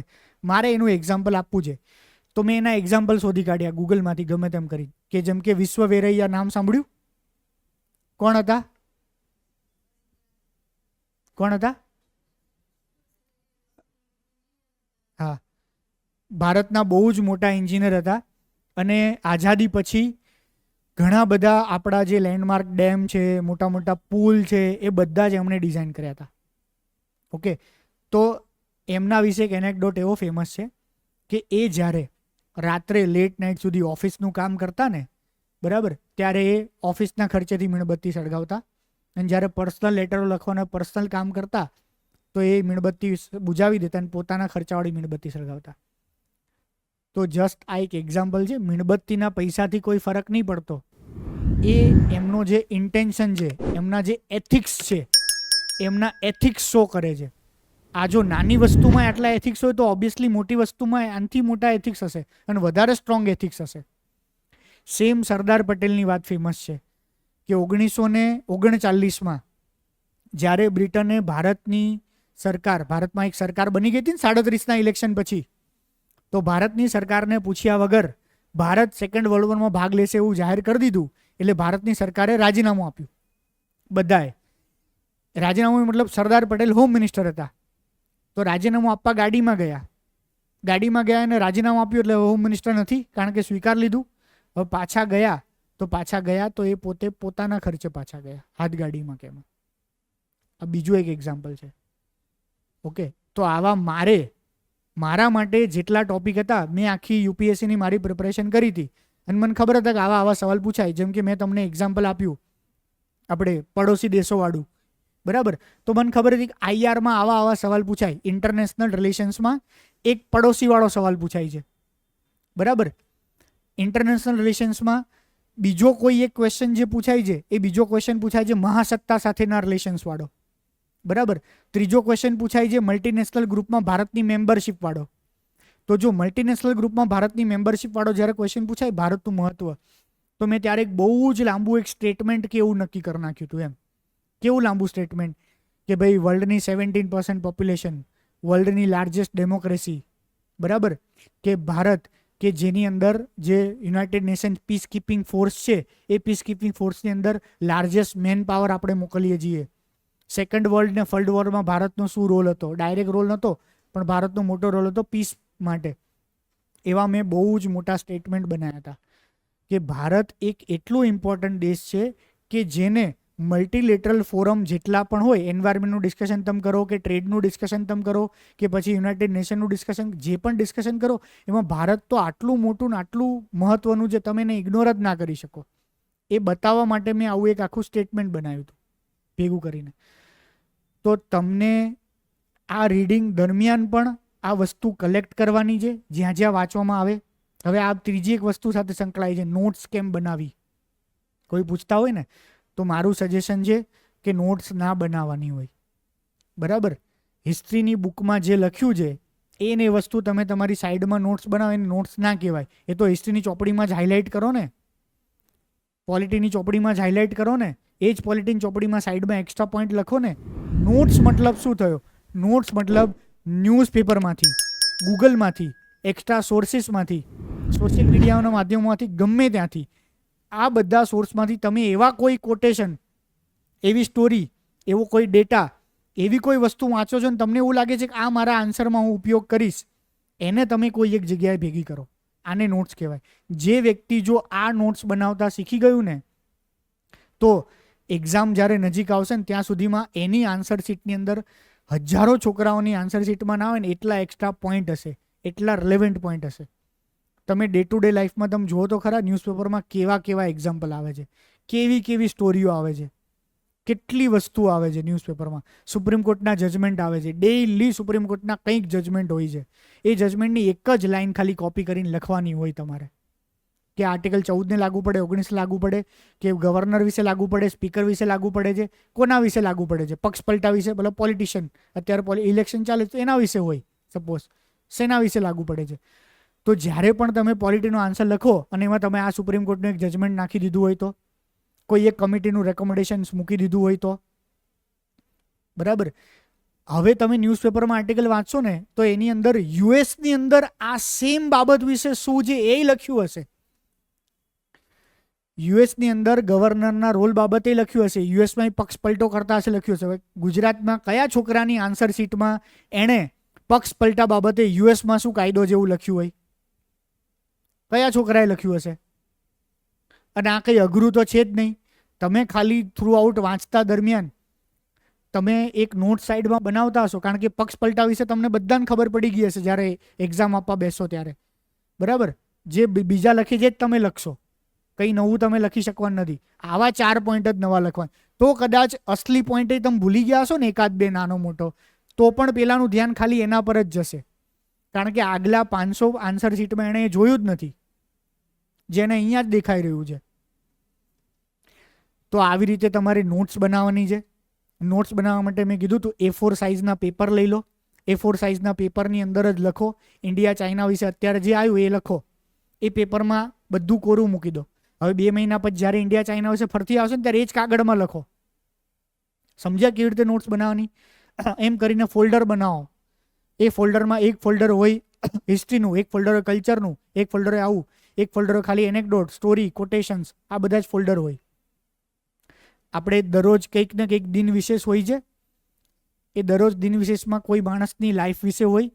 તો જ્યારે તમે દિન વિશેષ વાંચો તો એ માણસને લાઈફનો કંઈક આવું આઉટસ્ટેન્ડિંગ આસ્પેક્ટ હશે, સાવ ડિફરન્ટ આસ્પેક્ટ હશે. તો એવા ડિફરન્ટ આસ્પેક્ટો દરેક માણસના શોધો. એથિક્સ અને પબેડમાં એક્ઝામ્પલ શોધો. જેમ કે પબ્લિક એડમિનિસ્ટ્રેશનમાં મેં તમને કેટલા એક્ઝામ્પલ આપ્યા છે. ગેમ થિયરીવાળી આપણે ચર્ચા થઈ છે, બરાબર. પછી આપણે કોબ્રા ઇફેક્ટને એવી કેટલીઓ ચર્ચા થઈ છે, બરાબર. પછી હવે તમે સ્પેસિફિકલી કોટેશન્સ એવી રીતે સર્ચ કરી શકો કે પોલિટીના XYZ ટોપિક લખવાનું કે સેન્ટ્રલાઇઝેશન બાબતે બાબા સાહેબ આંબેડકરના થોટ, સમજ્યા? જ્યુડિશિયલ ઇન્ડિપેન્ડન્સ બાબતે બાબા સાહેબ આંબેડકરના થોટ, સમજ્યા? જે પૂછાય જ છે ને જ્યુડિશિયલ ઇન્ડિપેન્ડન્સ ક્વેશ્ચન, બરાબર. સેન્ટ્રલાઇઝેશન એટલે શું? સેન્ટર વધારે વધારે પાવર લઈ રહ્યું છે અત્યારે સ્ટેટ પાસેથી. એજન્સીઓના મિસયુઝ બાબતે આના થોટ કોઈ પણ. તો આ બધા જ થોટ તમને બહુ સારા અને બેસ્ટ મળી જશે. હવે હું જ્યારે પ્રિપરેશન કરતો ત્યારે મને એક કોટ અને સ્ટેટમેન્ટ મળ્યું હતું જે તમે હજી લાગુ પાડી શકો, બરાબર. સેન્ટ્રલાઇઝેશન અને ડિસેન્ટ્રલાઇઝેશન, આ બંનેમાં ફરક શું? કોણ કહેશે? પોલિટીના સેન્સમાં આ પણ શું એટલે શું? કેન્દ્રીકરણમાં શું થાય? વિકેન્દ્રીકરણ. હા, કેન્દ્રીકરણ એટલે શું થાય? સત્તા એક જ જગ્યાએ કેન્દ્રિત થઈ રહી છે. સેન્ટ્રલ ગવર્મેન્ટ બધી સત્તાઓ પોતાની પાસે રાખે. શિડ્યુલ 7માં ખબર સત્તાની વહેંચણી છે. તો કેન્દ્ર સરકાર વધારે વધારે સત્તાઓ પોતાની પાસે લેવા માંડે. ક્યારેક વિકેન્દ્રીકરણ થાય તો બંનેના નુકસાન છે, બરાબર. એક જ સેકન્ડ. મૌર્ય સામ્રાજ્ય જે હતું એમાં કેન્દ્રીકરણ વધારે હતું, બરાબર. અને ગુપ્ત સામ્રાજ્યમાં વિકેન્દ્રીકરણ. બંને નુકસાન કર્યું બંને સામ્રાજ્યને. બંને સામ્રાજ્યના પતનના ઘણા બધા કારણોમાંનું એક કારણ આ હતું, બરાબર. એમ કોઈ પણ દેશની અંદર પણ આ બંને વચ્ચે બેલેન્સ રાખવું પડે. તો બેલેન્સ કેવી રીતે રાખી શકાય? તો બેલેન્સ રાખવા માટે બહુ જ એક સરસ વાત કરી હતી. એ શું સરસ વાત કરી હતી? એક્ઝામ્પલ આપ્યું હતું હૃદયનું. હૃદયનું એટલે કે એણે વાત સર્ક્યુલેશન સિસ્ટમ, રુધિરાભિસરણ તંત્ર, ખ્યાલ છે ને? સર્ક્યુલેશન સિસ્ટમ આપણી. રુધિરાભિસરણ તંત્રની અંદર શું થાય? રુધિરાભિસરણ તંત્રની અંદર જો સેન્ટરમાં વધારે લોહી આવી જાય ને હૃદયમાં, તો હૃદય રોગનો હુમલો થાય. અને નીચે શું થાય? આંગળીઓ અને પગના અંગૂઠા ને બધા પાસે લોહી ના પહોંચે તો શું થાય? ગેંગ્રીન થાય, પેરાલિસિસ. લોહી ના પહોંચે એટલે અંગ ખોટું પડે, ગેંગ્રીન થાય, સમજ્યા? સામે ઊંધું. જો પગમાં વધારે લોહી આવી જાય તો મતલબ ડિસ્ટલ પાર્ટ પર ઇન્ટરનલ બ્લીડિંગ થાય. નાની નાની કેપિલરીઝ હોય ને એમાં બહુ લોહીનો ફોર્સ વધે ને તો ઇન્ટરનલ બ્લીડિંગ થવા લાગે અને હૃદયમાં ઇસ્ચેમિયા થઈ જાય, મતલબ લોહી પૂરું ના પહોંચે. તો આ બેલેન્સ જેમ રહેવું જરૂરી છે એમ પોલિટિકલ સિસ્ટમની અંદર પણ જે આ પાવર છે એ પાવર વચ્ચે બેલેન્સ રહેવું જરૂરી છે. આવું તમારે શોધવાનું છે, વાંચવાનું છે, સમજવાનું છે ને એક્ઝામમાં લખવાનું છે. આ કંઈ જ અઘરું નથી. તમારે ઇનફ ટાઈમ છે. આવનારા 3-4 મહિના દરમિયાન બેઝિક તો વાંચવાનું જ છે. History, economy, geography, politics basic સમજવાનું છે. ફેક્ચ્યુઅલ ડિટેલ યાદ રાખવાની છે. બટ તમે લોકો ઊંધું કરો છો. તમે લોકો ફેક્ચ્યુઅલ ડિટેલ માટે, ફેક્ચ્યુઅલ ડિટેલ વાંચવા માટે વિડીયો જોવો છો, ફેક્ચ્યુઅલ ડિટેલ વાંચવા માટે ક્લાસ જોઈન કરો છો અને ફેક્ચ્યુઅલ ડિટેલ સમજવા માટે સાહેબોને લેક્ચર ભરો છો. જે સાહેબ અહીંયા આવીને આ જ વસ્તુ ભણાવે છે. શું ભણાવે છે કે હડપ્પામાં કાલીબંગનમાંથી આ મળ્યું, લોથલમાંથી આ મળ્યું. એ તો યાર તમારે કોઈ બી ચોપડીમાં લખ્યું છે, સમજ્યા?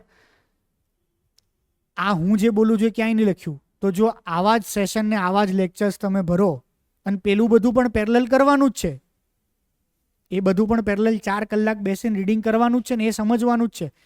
એના કન્સેપ્ટ ના ક્લિયર થાય તો જે પણ કંઈ ફેકલ્ટીઝ છે એને પૂછવાના જ છે એના કન્સેપ્ટની ક્લિયરિટી માટે. પણ સૌથી વધારે મહત્વનું આ જ છે, how to write in answer sheet. Chirag Boraniya કેટલો હોશિયાર છે, તેનો કેટલો સંઘર્ષ છે, કેટલો બુદ્ધિશાળી છે, કોઈને નહીં ખબર. મારી પુરવણી લખીશ તો એને ખબર પડશે. મારી પુરવણી નહીં લખ્યું હોય તો કેમ ખબર પડશે એને કે હું કોણ છું, મને આવડે છે, હું હોશિયાર છું, કે મારી સમજણ શક્તિ બીજા બધા કરતાં અલગ છે. તો તમે બીજા કરતાં અલગ છો એ કેમ ખબર પડશે? તમે બુદ્ધિશાળી જો, ઇન્ટેલેક્ચ્યુઅલ જો, કેમ ખબર પડશે? પ્રિલિમ્સ એક્ઝામ હતી તો મગબ કરીને લખી જતા એમાં ખબર પડી જતી હતી, એટલે પ્રિલિમ્સમાં ગમે તે પાસ થઈ જાય, બરાબર. પણ મેન્સમાં તો ખરેખર જે વ્યક્તિ સમજ્યું હશે ને એ જ લખી શકશે. કેમ ખબર છે? વિચાર્યા વગર પ્રિલિમ્સ આપી શકાય, વિચાર્યા વગર મેન્સ ના આપી શકાય. સમજ્યા? વિચાર્યા વગર મતલબ ક્વેશ્ચન વાંચ્યો, 4 ઓપ્શન છે, કદાચ થોટ પ્રોસેસ બહુ ઊંડી ના ચાલતી હોય તો તમે એક ટીક કરી શકો, પણ વિચાર્યા વગર તમે લખી શકો એક પેજ? તમારા મગજમાં વિચારોની પ્રોસેસ કર્યા વગર એક પેજ લખાય? પેજ લખવા માટે તો વિચારવું જ પડે.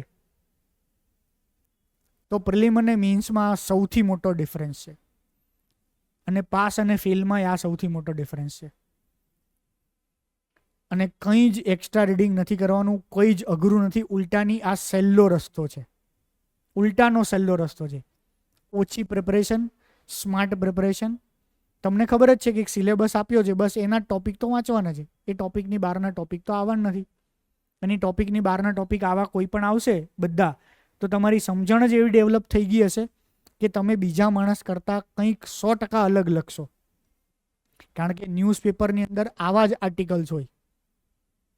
હમણાં જ એક ન્યૂઝપેપર આપણે જ્યારે સોલ્વ કર્યું હતું, બરાબર, તો એની અંદર સોશિયલ મીડિયાનો એક દુરુપયોગ લખ્યો હતો, ઇન્ફ્લુએન્સરનો એક નેગેટિવ પાર્ટ લખ્યો હતો. કયો? શું? યસ, ઇન્ફ્લુએન્સરનો, એટલે બીજી ભાષામાં સોશિયલ મીડિયાનો એક નેગેટિવ આસ્પેક્ટ લખ્યો હતો, બહુ જોરદાર.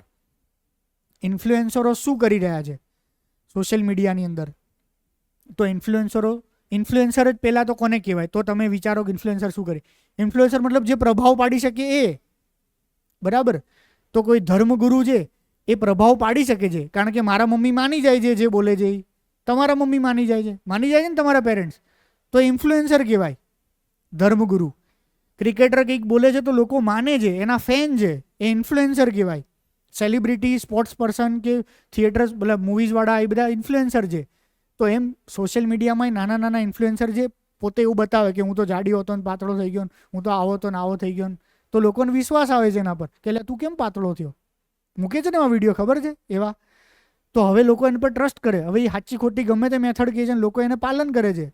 એટલે તારું શરીર અલગ હતું, તારા જીન્સ અલગ છે, તારી રહેણી કેણી અલગ છે, પેલો અમેરિકાવાળો જાડીયો પાતળો થઈ ગયો તો અમેરિકાનું વેધર અલગ છે, બરાબર. એક અલગ ખાઈ પીવે છે, ત્યાં જે ખાવાનું મળે કદાચ સારું હેલ્ધી મળતું હશે, અહીંયા તો કશું હેલ્ધી નહીં મળતું, કશું સાચું નહીં મળતું, તો ક્યાંથી એને ફોલો કરીને થઈ શકે? તો આ બાબા રામદેવ વાળી એડવર્ટિઝમેન્ટના કન્ટેક્સમાં હતું. બાબા રામદેવ ઇન્ફ્લુએન્સર કહી શકાય, લોકોને એના પર ટ્રસ્ટ છે. બાબા રામદેવ એમ બોલે કે આ ખાવ તો કોરોના મટી જાય, તો લોકોને એવું લાગે હા ભાઈ આ આયુર્વેદિકનો જ્ઞાતા છે, મહાન માણસ છે, એ કે સાચું છે. તો બાબા રામદેવ એવું કીધું એલોપેથી દવા ખોટી છે, એનાથી કેન્સર, હૃદયરોગ, આ તે કશું જ સારવાર નહીં થતું, આ બધું ખોટું છે. એ ભ્રામક કહેવાય, બરાબર. કેન્સરને એવા ટર્મિનલ ડિસીઝ છે, એ બધા ટર્મિનલ ડિસીઝમાં તો આ દવાઓ કામ આવે જ છે, બીજી કોઈ દવા કામ નહીં આવતી ઘણા કેસ. એટલા માટે આખો બાબા રામદેવનો કેસ ચાલ્યો હતો. પણ ન્યૂઝપેપરમાં એક વ્યક્તિએ બાબા રામદેવ વિશે આર્ટિકલ ના લખ્યો, એણે બાબા રામદેવનું એક્ઝામ્પલ ટાંકીને હું જે બોલું છું ને આવા આર્ટિકલ્સ લખ્યા કે ઓવરઓલ સોશિયલ મીડિયા અને ઇન્ફ્લુએન્સરો શું નુકસાન કરી રહ્યા છે. અને આ મને ખબર છે 100% નુકસાન કરી રહ્યા છે. હું જોઉં છું મારી આજુબાજુ કે મારી આજુબાજુ જે સોશિયલ મીડિયાનો પ્રભાવ છે, તો દરેક નાના મોટા ઇન્ફ્લુએન્સરો પોતાની લાઈફની ફિલોસોફી છે, લોકોને જ્ઞાન આપે છે, અને એ આપણા કોચિંગ ફિલ્ડમાં સાબિત થઈ જાય 100%. કોચિંગ ફિલ્ડમાં કેમ સાબિત થાય? કોઈ ક્લાસ 3, ક્લાસ 2 એક્ઝામમાં મીન્સમાં અપિયર ના થયા હોય, બરાબર, એક એક્ઝામ એ ક્લિયર ના કરી હોય, એ એક્ઝામ કેમ ક્લિયર કરવી એનું ગાઈડન્સ અને એનું નોલેજ આપે છે, લોકો માની જાય છે. નુકસાન છે આ વસ્તુનું. બરાબર. એ વ્યક્તિ પાસ ફેલથી મતલબ નથી, પણ એ વ્યક્તિએ જર્ની તો કરેલી હોવી જોઈએ ને. પાસ થયા એનું જરૂર નથી, પણ એને જર્ની તો કરેલી હોવી જોઈએ કે એને મેઇન્સ આપી હોય, 1-2 મેઇન્સ આપી છે, મેઇન્સના અનુભવ લીધા છે ને હવે તમને મેઇન્સના અનુભવ કહે છે, ગ્રેટ. કારણ કે એના પાસેથી શીખવાનું જ હોય. એવું નથી પાસ આઉટ પાસે શીખવાનું હોય, કદાચ ફેલિયર પાસેથી વધારે શીખવાનું હોય. પાસ આઉટ તો એવું કહેશે શું કરવું, મારામાંથી એવું ક્યારે આવ્યું કે આ ના કરવું, કારણ કે હું ના કહી શકું, પણ એ તો એવું કહેશે કે આ ના કરવું હો ભાઈ, તો એ જરૂરી છે. પણ કોઈ અનુભવ જ નથી, બરાબર. એ વ્યક્તિ તમને કહી રહ્યો છે ઇન્ફ્લુએન્સર, અને તમે બાય કરો છો એ વાત, અને તમે એને ફોલો કરો છો. પ્રોબ્લેમ અહીંયા છે. તો આવા બધા એક્ઝામ્પલ્સ, આવી બધી સમજણ, આવી બધી વાતો જ આ બધા જ સવાલોમાં આવે છે. જીએસની અંદર એ આવા જ ક્વેશ્ચન્સ હોય છે અને આવી જ વાતો લખવાની છે. ઓવરઓલ સ્કેલેટન તમારે લખવાનું છે જે સિલેબસમાં છે એ જ, બરાબર. હડપ્પાનું જે છે એ જ, પણ હડપ્પાની આજુબાજુની વાતો તમારે આવી જ લખવાની છે, જેમાં તમે ગાંધીનગરનું એક્ઝામ્પલ આપી શકો, જેમાં તમે સ્માર્ટ સિટીનું એક્ઝામ્પલ આપી શકો. હડપ્પાના જ સવાલની અંદર તમે દુબઈનું એક્ઝામ્પલ આપી શકો, જે હમણાં દુબઈમાં થયું, બરાબર. તો હડપ્પાની અંદર એ વોટર મેનેજમેન્ટ સિસ્ટમ હતી, ડ્રેનેજ સિસ્ટમ હતી, જે હડપ્પામાં હતી 2500 વર્ષ પહેલાં. અત્યારે દુબઈ જે ટેકનોલોજીનું મહાન માધાતા થઈને બેઠું છે એ ના કરી શક્યું બિચાકડું. તો હડપ્પામાં દુબઈનું એક્ઝામ્પલ લખી શકાય, એક જ પોઈન્ટ ખાલી, આખો હડપ્પાનો જવાબ લખો, એની ડ્રેનેજ સિસ્ટમના જ વખાણ કરો, અને એ ડ્રેનેજ સિસ્ટમના વખાણની જોડે દુબઈનું એક્ઝામ. બસ આ કનેક્શન શીખવાનું છે. એવું નથી કે આ દુબઈનું નોલેજ કે હડપ્પા નોલેજ તમારી પાસે નથી, તમારી પાસે બે નોલેજ છે. અને આ જે કનેક્શન છે એને શું કહેવાય ખબર છે? સ્ટીવ જોબ્સે એની મોસ્ટ ફેમસ સ્પીચમાં આ વાત કરી હતી.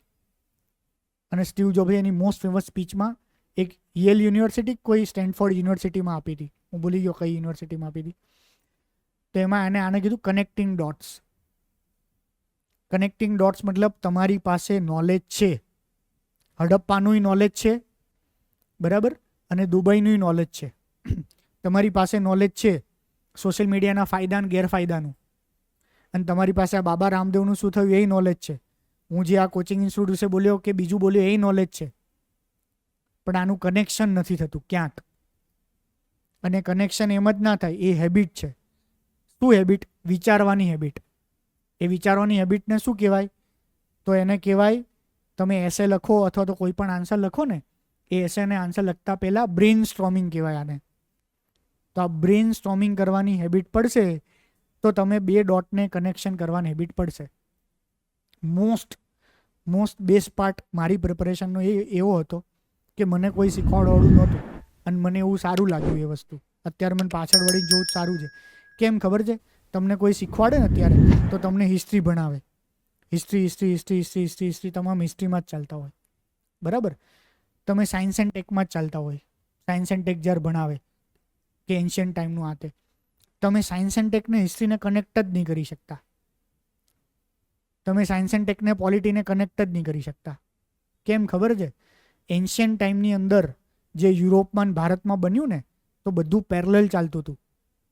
યુરોપમાં અને ભારતની અંદર સમજો રેનેસાવાળો કાળ આવ્યો, બરાબર, ત્યારે ધર્મમાં કંઈક પરિવર્તનો ચાલતા હતા. એટ ધી સેમ ટાઈમ ત્યાં ધર્મને લોકો ચેલેન્જ કરતા હતા. ધર્મ એવું કહેતું હતું કે ભાઈ પૃથ્વી સેન્ટર જઈને સૂર્ય આજુબાજુ ફરે છે, પણ ત્યારે સાયન્સ આવવા લાગ્યું, એવું કીધું ના ના ભાઈ આવું નથી, ગેલેલિયો ફેલેલિયો બધા કંઈક નવું કહેતા હતા. ત્યારે at the same time physics કેમિસ્ટ્રીમાં નાના નાના પ્રયોગો થવા લાગતા હતા. ત્યારે એટ ધી સેમ ટાઈમ રાજા અને ધર્મગુરુ ભેગા હતા ને, બે ભાઈબંધો, બંનેની સત્તાને ચેલેન્જ થતી હતી, એટલે ડેમોક્રેસી આવતી હતી ત્યાં. આ બધું એકબીજાને સપોર્ટ કરતું હતું એ સમયે. તો એ રીતે અત્યારના સમયની અંદર તમે જે વાંચો છો હિસ્ટ્રીમાં 1857 કે એ પછી, બરાબર, તો એમાં પેરેલલ હિસ્ટ્રી હતી, પોલિટી હતી, એની પેરેલલ ઇકોનોમિક થતું, એ પહેલે કંઈક સમાજની વ્યવસ્થા હતી, એની પેરેલલ કંઈક લિટરેચર ચાલતું હતું. પોલિટિકલ જે ચાલતું હોય ફ્રીડમ સ્ટ્રગલ, એની લિટરેચર પર અસર હોય, પણ તમારે એ વાંચવામાં નથી આવ્યું ક્યાંય, તમે એ કનેક્શનમાં નથી આવ્યું કે એની લિટરેચર પર શું અસર હોય ગુજરાતી સાહિત્ય પર. તો અત્યારે પણ જે ચાલી રહ્યું છે આર્ટિફિશિયલ ઇન્ટેલિજન્સ, તો પેલું ઘોડા જેવું થાય છે. ઘોડાને કેમ પેલું લગનવાળો ઘોડો જેવો એને આમ પટ્ટી બાંધી હોય, તો આપણને એટલું જ દેખાય છે. બ્લોકચેન ટેકનોલોજી તો કે ક્યાં કામ આવે? ક્રિપ્ટોકરન્સીમાં, બરાબર. બ્લોકચેન ટેકનોલોજી મેડિકલમાંય કામ આવે છે. બ્લોકચેન ટેકનોલોજી ગવર્નન્સની અંદર કામ આવે છે. બ્લોકચેન ટેકનોલોજી ક્રિએટિવિટીમાં કામ આવે છે. XYZ માં બ્લોકચેન ટેકનોલોજી કામ આવે. XYZ ટેકનોલોજી XYZ સર્વિસ સેક્ટર્સની અંદર કામ આવે લાઈફના. XYZ. પણ આપણે જ્યારે આન્સર લખીએ તો આપણે બ્લોકચેન ટેકનોલોજી 3 જ યુઝ. કેમ? જવાબમાં 3 જ લખ્યા હતા. જે મટીરિયલ વાંચ્યું ને એમાં 3 જ પોઈન્ટ લખ્યા હતા. ચોથો પોઈન્ટ આપણને આવડતો જ નથી બ્લોકચેન ટેકનોલોજી વાળો. આર્ટિફિશિયલ ઇન્ટેલિજન્સમાં 4 જ પોઈન્ટ આવડે છે. આ ક્રિએટિવિટી વાળું આપણે વિચારી નહીં શકતા કોઈ દિવસ આર્ટિફિશિયલ ઇન્ટેલિજન્સની અંદર. ક્લિયર? તો એસેનો મતલબ શું થયો? એસેનો મતલબ થયો સ્વૈર વિહાર, તમારા પોતાના થોટ. એક છેલ્લું બીજું એક એક્ઝામ્પલ લઈએ. બરાબર? કોઈ એક ગામની અંદર એક સાધુ રહેતા હતા, બહુ મોટી ઉંમરવાળા. એ સાધુ એ ગામમાં દરરોજ રાત્રે પ્રવચન કરે. અને ગામના લોકો છે ને એ કામમાંથી થાકેલા હોય, કંટાળેલા હોય, એટલે આવે ને સાધુનું પ્રવચન સાંભળે. બધા ખુશ હતા. ગામના લોકોને સરસ જીવન જીવવાનું, સારું પ્રવચન ને સારી સારી વાતો ને બધું મળતું હતું. એક યંગ સાધુ ભારતના ભ્રમણે હશે, ફરતો ફરતો ગામમાં આવ્યો. એ આશ્રમમાં રોકાણો અને એને ખબર પડી કે દરરોજ રાત્રે અહીંયા પ્રવચન ચાલતું હોય, જ્યાં સાધુ કરતા હોય. તેણે કીધું આજ હું કરું પ્રવચન. પેલા સાધુ કે કરો, કોઈ વાંધો નહીં. તો પેલો યંગ એક્સાઇટેડ ઉત્સાહી માણસ હતો, તો એણે તો જોરદાર પ્રવચન કર્યું, જોરદાર બેટિંગ કરી, ખતરનાક. તો એણે તો વેદોની વાત કરી, ઉપનિષદોની વાત કરી, 6 દર્શનોની વાત કરી, ગીતાની વાત કરી, એણે કુરાનની વાત કરી, બાઇબલની વાત કરી, બધા ધર્મ ગ્રંથોની અજબ ગજબની બધી જોરદાર વાતો કરી. અને પેલા ગામવાળા લોકોએ આફરીને પુકારી ગયા. અને પેલો 4 વેત ઊંચો થઈ ગયો પાછો, એ બી જે યંગ સાધુ હતો એ. ગામવાળા છૂટા પડ્યા. 2 સાધુ સુવા જતા હતા. પેલાને પેટમાં દુખ્યું. મેં કીધું આરું મેં આટલું જોરદાર પ્રવચન કર્યું ને આ સાધુ કંઈ બોલ્યા નહીં એક શબ્દ. તેનથી રહેવાનું. એને પૂછ્યું કે આજ મારું પ્રવચન કેવું હતું? સાધુને કે બરાબર. તો સાધુ કે તમે કંઈ બોલ્યા જ નહીં. પેલાએ ફરથી કીધું કે મહારાજ આજે જે મેં પ્રવચન આપ્યું એની વાત કરું છું, આજે મારું પ્રવચન કેવું હતું? પેલો સાધુ ફરી કે મેં તો તમને સાંભળ્યા જ, તમે તો ક્યાં કંઈ બોલ્યા જ છો. પેલો તો કે અરે યાર મેં તો આ વાત કરીને આ વાત કરીને આ વાત કરીને આ વાત. પેલા તો આખું ફરી પાછું શોર્ટમાં પેલું એક્સપ્લેનેશન આપ્યું. સાધુ કે હું એ જ કહું છું, તમે તો કશું બોલ્યા જ નહીં. ઓલો ફરથી બોલ્યો. સાધુ કે એ તો ગીતામાં હતું, એ તો દર્શનોમાં હતું, એ તો કુરાનમાં હતું. તમે શું બોલ્યા? હું તો તમને સાંભળવા બેઠો હતો. સમજ્યા? તો તમારા થોટ્સ તમારી આન્સર શીટની અંદર હોવા જોઈએ. તમે શું વિચારો છો આના વિશે? આ જેટલા પણ આખું વાંચ્યો, ઇતિહાસ, ભૂગોળ, ટેકનોલોજી, તમારા થોટ હોવા જોઈએ યાર સોશિયલ મીડિયા વિશે. શું તમને નહીં ખબર સોશિયલ મીડિયાના ફાયદા ગેરફાયદા? તો હું કામ જીએસમાં લખેલા જે આન્સર વાપરીએ છીએ? આપણે આજુબાજુ નહીં જોઈ સાચી ખોટી ઘટનાઓ સોશિયલ મીડિયાને લીધે? તો તમારા ઘરના એક્ઝામ્પલ આપો ને. ના આપી શકાય આપણા ઘરના એક્ઝામ્પલ? વરસાદની ઋતુમાં શું ફિલિંગ આવે, તો શું એ સાહિત્યિક તમને શું ફિલિંગ આવે લખો ને વરસાદની ઋતુમાં. પર્સનલ ટચ થયો, સિમ્પલ પૂછાય છે ને આની અંદર. તમારું લખો અને બહુ સ્માર્ટલી લખો. વરસાદની ઋતુમાં કે જે તમને ફિલિંગ આવતી હોય તેના ફિલિંગમાં તમે આઈ સેન્સમાં લખી શકો કે એક્ઝામની તૈયારી કરતાં કરતાં મને વરસાદની ઋતુની અંદર એવી કોઈ એક્ઝામ્પલ ફિલિંગ આપો એમ. કે ભાઈ કોઈ માણસનું કેમ મન લુભાતું હોય પણ એ જેલમાં પુરાયેલો માણસ હોય ફોર એક્ઝામ્પલ, એવું કોઈ માણસ. કોઈ શાયરી બાયરી યાદ આવે તો એના શાયરીનું એક્ઝામ્પલ આપીને શાયરી કરી શકો. કે કોઈ એક શાયર હતો બરાબર, અને જે શાયર જેને પસંદ કરતા હતા એ બહુ ઉચ્ચ કક્ષાની સ્ત્રી હતી, મતલબ બહુ સારા ઘરથી. તમારા બધાને ઘણા પ્રેમે એવો હશે બરાબર, કે બહુ લેન્ડલોર્ડ કે રીચ ઘરની છોકરી હોય અને આપણે લાગે નહીં મેળવી શકતા એમ બરાબર. તો શાયર શું કહે છે? શાયર એવું કહે છે એ સ્ત્રી કેવી છે એના માટે. તો શાયર એવું કહે છે કે એ સ્ત્રી એના માટે એવી છે કે જાણે કોઈ પુસ્તક રસિક એ મોંઘું પુસ્તક જોઈ રહ્યો હોય ને એવી. ગરીબ પુસ્તક રસિક કોઈ મોંઘું પુસ્તક જોઈ રહ્યો હોય. તો આવા કેટલાય એક્ઝામ્પલ્સ તમે શેરો શાયરી જ્યાં વાંચી હોય એ તમને કનેક્શન કરતા આવડવું જોઈએ. એ રિલેવન્ટ અને એપ્ટ હોવું જોઈએ એ ટોપિકને, એ વસ્તુને. આજ તમે આવનારા 4-6 મહિના દરમિયાન જો શીખી ગયા બ્રેન સ્ટોર્મિંગ, કોઈ ઇશ્યુ, એટલા માટે જ અહીંયા જે ડેલી આન્સર રાઇટિંગ પ્રેક્ટિસ કરવામાં આવે છે. એટલે હું તમને બધાને એવું કહું છું, વાંચ્યા વગર લખો પહેલાં. પહેલાં જો વાંચ્યા વગર લખશો તો તમારે મગજ ઉપર બ્રેઇન સ્ટોર્મિંગ કરવું પડશે. તમારી પાસે જે બેઝિક નોલેજ છે, જે બી તમે વાંચ્યું છે, હિસ્ટ્રી, ઇકોનોમી, જ્યોગ્રાફી, પોલિટી, એમાંથી કંઈક લખવું પડશે તમારે. અને એ પછી જ્યારે તમે જીએસ પ્રોપર વાંચશો, બધા વિષય વાંચશો, ત્યારે તો કન્ટેન્ટ આવી જ જવાનું છે. તો આ જ તો બેસ્ટ છે. 80% 70% કન્ટેન્ટ તમે જે વાંચ્યું છે, 20-30% એની ઉપર જે ટોપિંગ ને ડેકોરેશન છે એ. અને એ જ ટોપિંગ અને ડેકોરેશન જ મહત્વનું છે લાઈફમાં, જીવનમાં, દુનિયામાં, આન્સર શીટમાં પાસ થવા માટે, બધી વસ્તુ માટે. Okay, clear? તો તમારા કોઈના ક્વેશ્ચન્સ હોય, કંઈ ડાઉટ્સ હોય તો પૂછો. આ એસેનો લેક્ચર નથી, આ એસેની સમજૂતીનો લેક્ચર હતો. એસેના લેક્ચરના, એસેના પોઈન્ટ્સના ડિસ્કશનો ચાલશે. આપણે મિનિમમ 8 થી 10 એસેના સેશન કરીશું, જેમાં અલગ અલગ એસેની જે એક્સપેક્ટેડ થીમ હશે, મતલબ એકાદ ફિલોસોફિકલ થીમ, બરાબર, એકાદ સોશિયલ કલ્ચરલ થીમ, એવી બધા થીમવાળા એસેનું આપણે ડિસ્કશન કરીશું. પણ આ મેં તમને જનરલ આઈડિયા આપ્યો એસેની પ્રિપરેશન કરવા માટે અને જીએસની પ્રિપરેશન કરવા માટે. હવે નેક્સ્ટ આવતીકાલનો સેશન આપણે ગુજરાતીનો લઈશું, બરાબર છે, કે જેની અંદર ઓકે સીસી વાળાનો અલગ છે, બરાબર. તો સીસી વાળાને જો અહીંયા બેસવું હોય તો એ પ્રમાણે રીશેડ્યુલ કરી નાખું. અને મારું એક સજેશન છે, જેટલા સીસી વાળા છે એ બધા સીસી વાળા મેન્સની બેચમાં બેસો. જેમ જીપીએસસી ક્લાસ 1-2ની જે માણસ તૈયારી કરવા માગતો હોય એ જો યુપીએસસી લેવલની એ જ તૈયારી કરે, એ જ સોર્સ વાંચે ને એ જ લેવલની પ્રિપરેશન કરે ને, તો એ કદાચ ડાબા હાથે આમ લખતો હોય ને તો એ પાસ થઈ જાય. સિમ્પલ છે, એટલું તમે ફોર્સ કર્યું છે તમારી જાતને, બરાબર. એને થિયરી ઓફ ક્રેબિંગ કહેવાય. ક્રેબિંગ એટલે ખ્યાલ છે?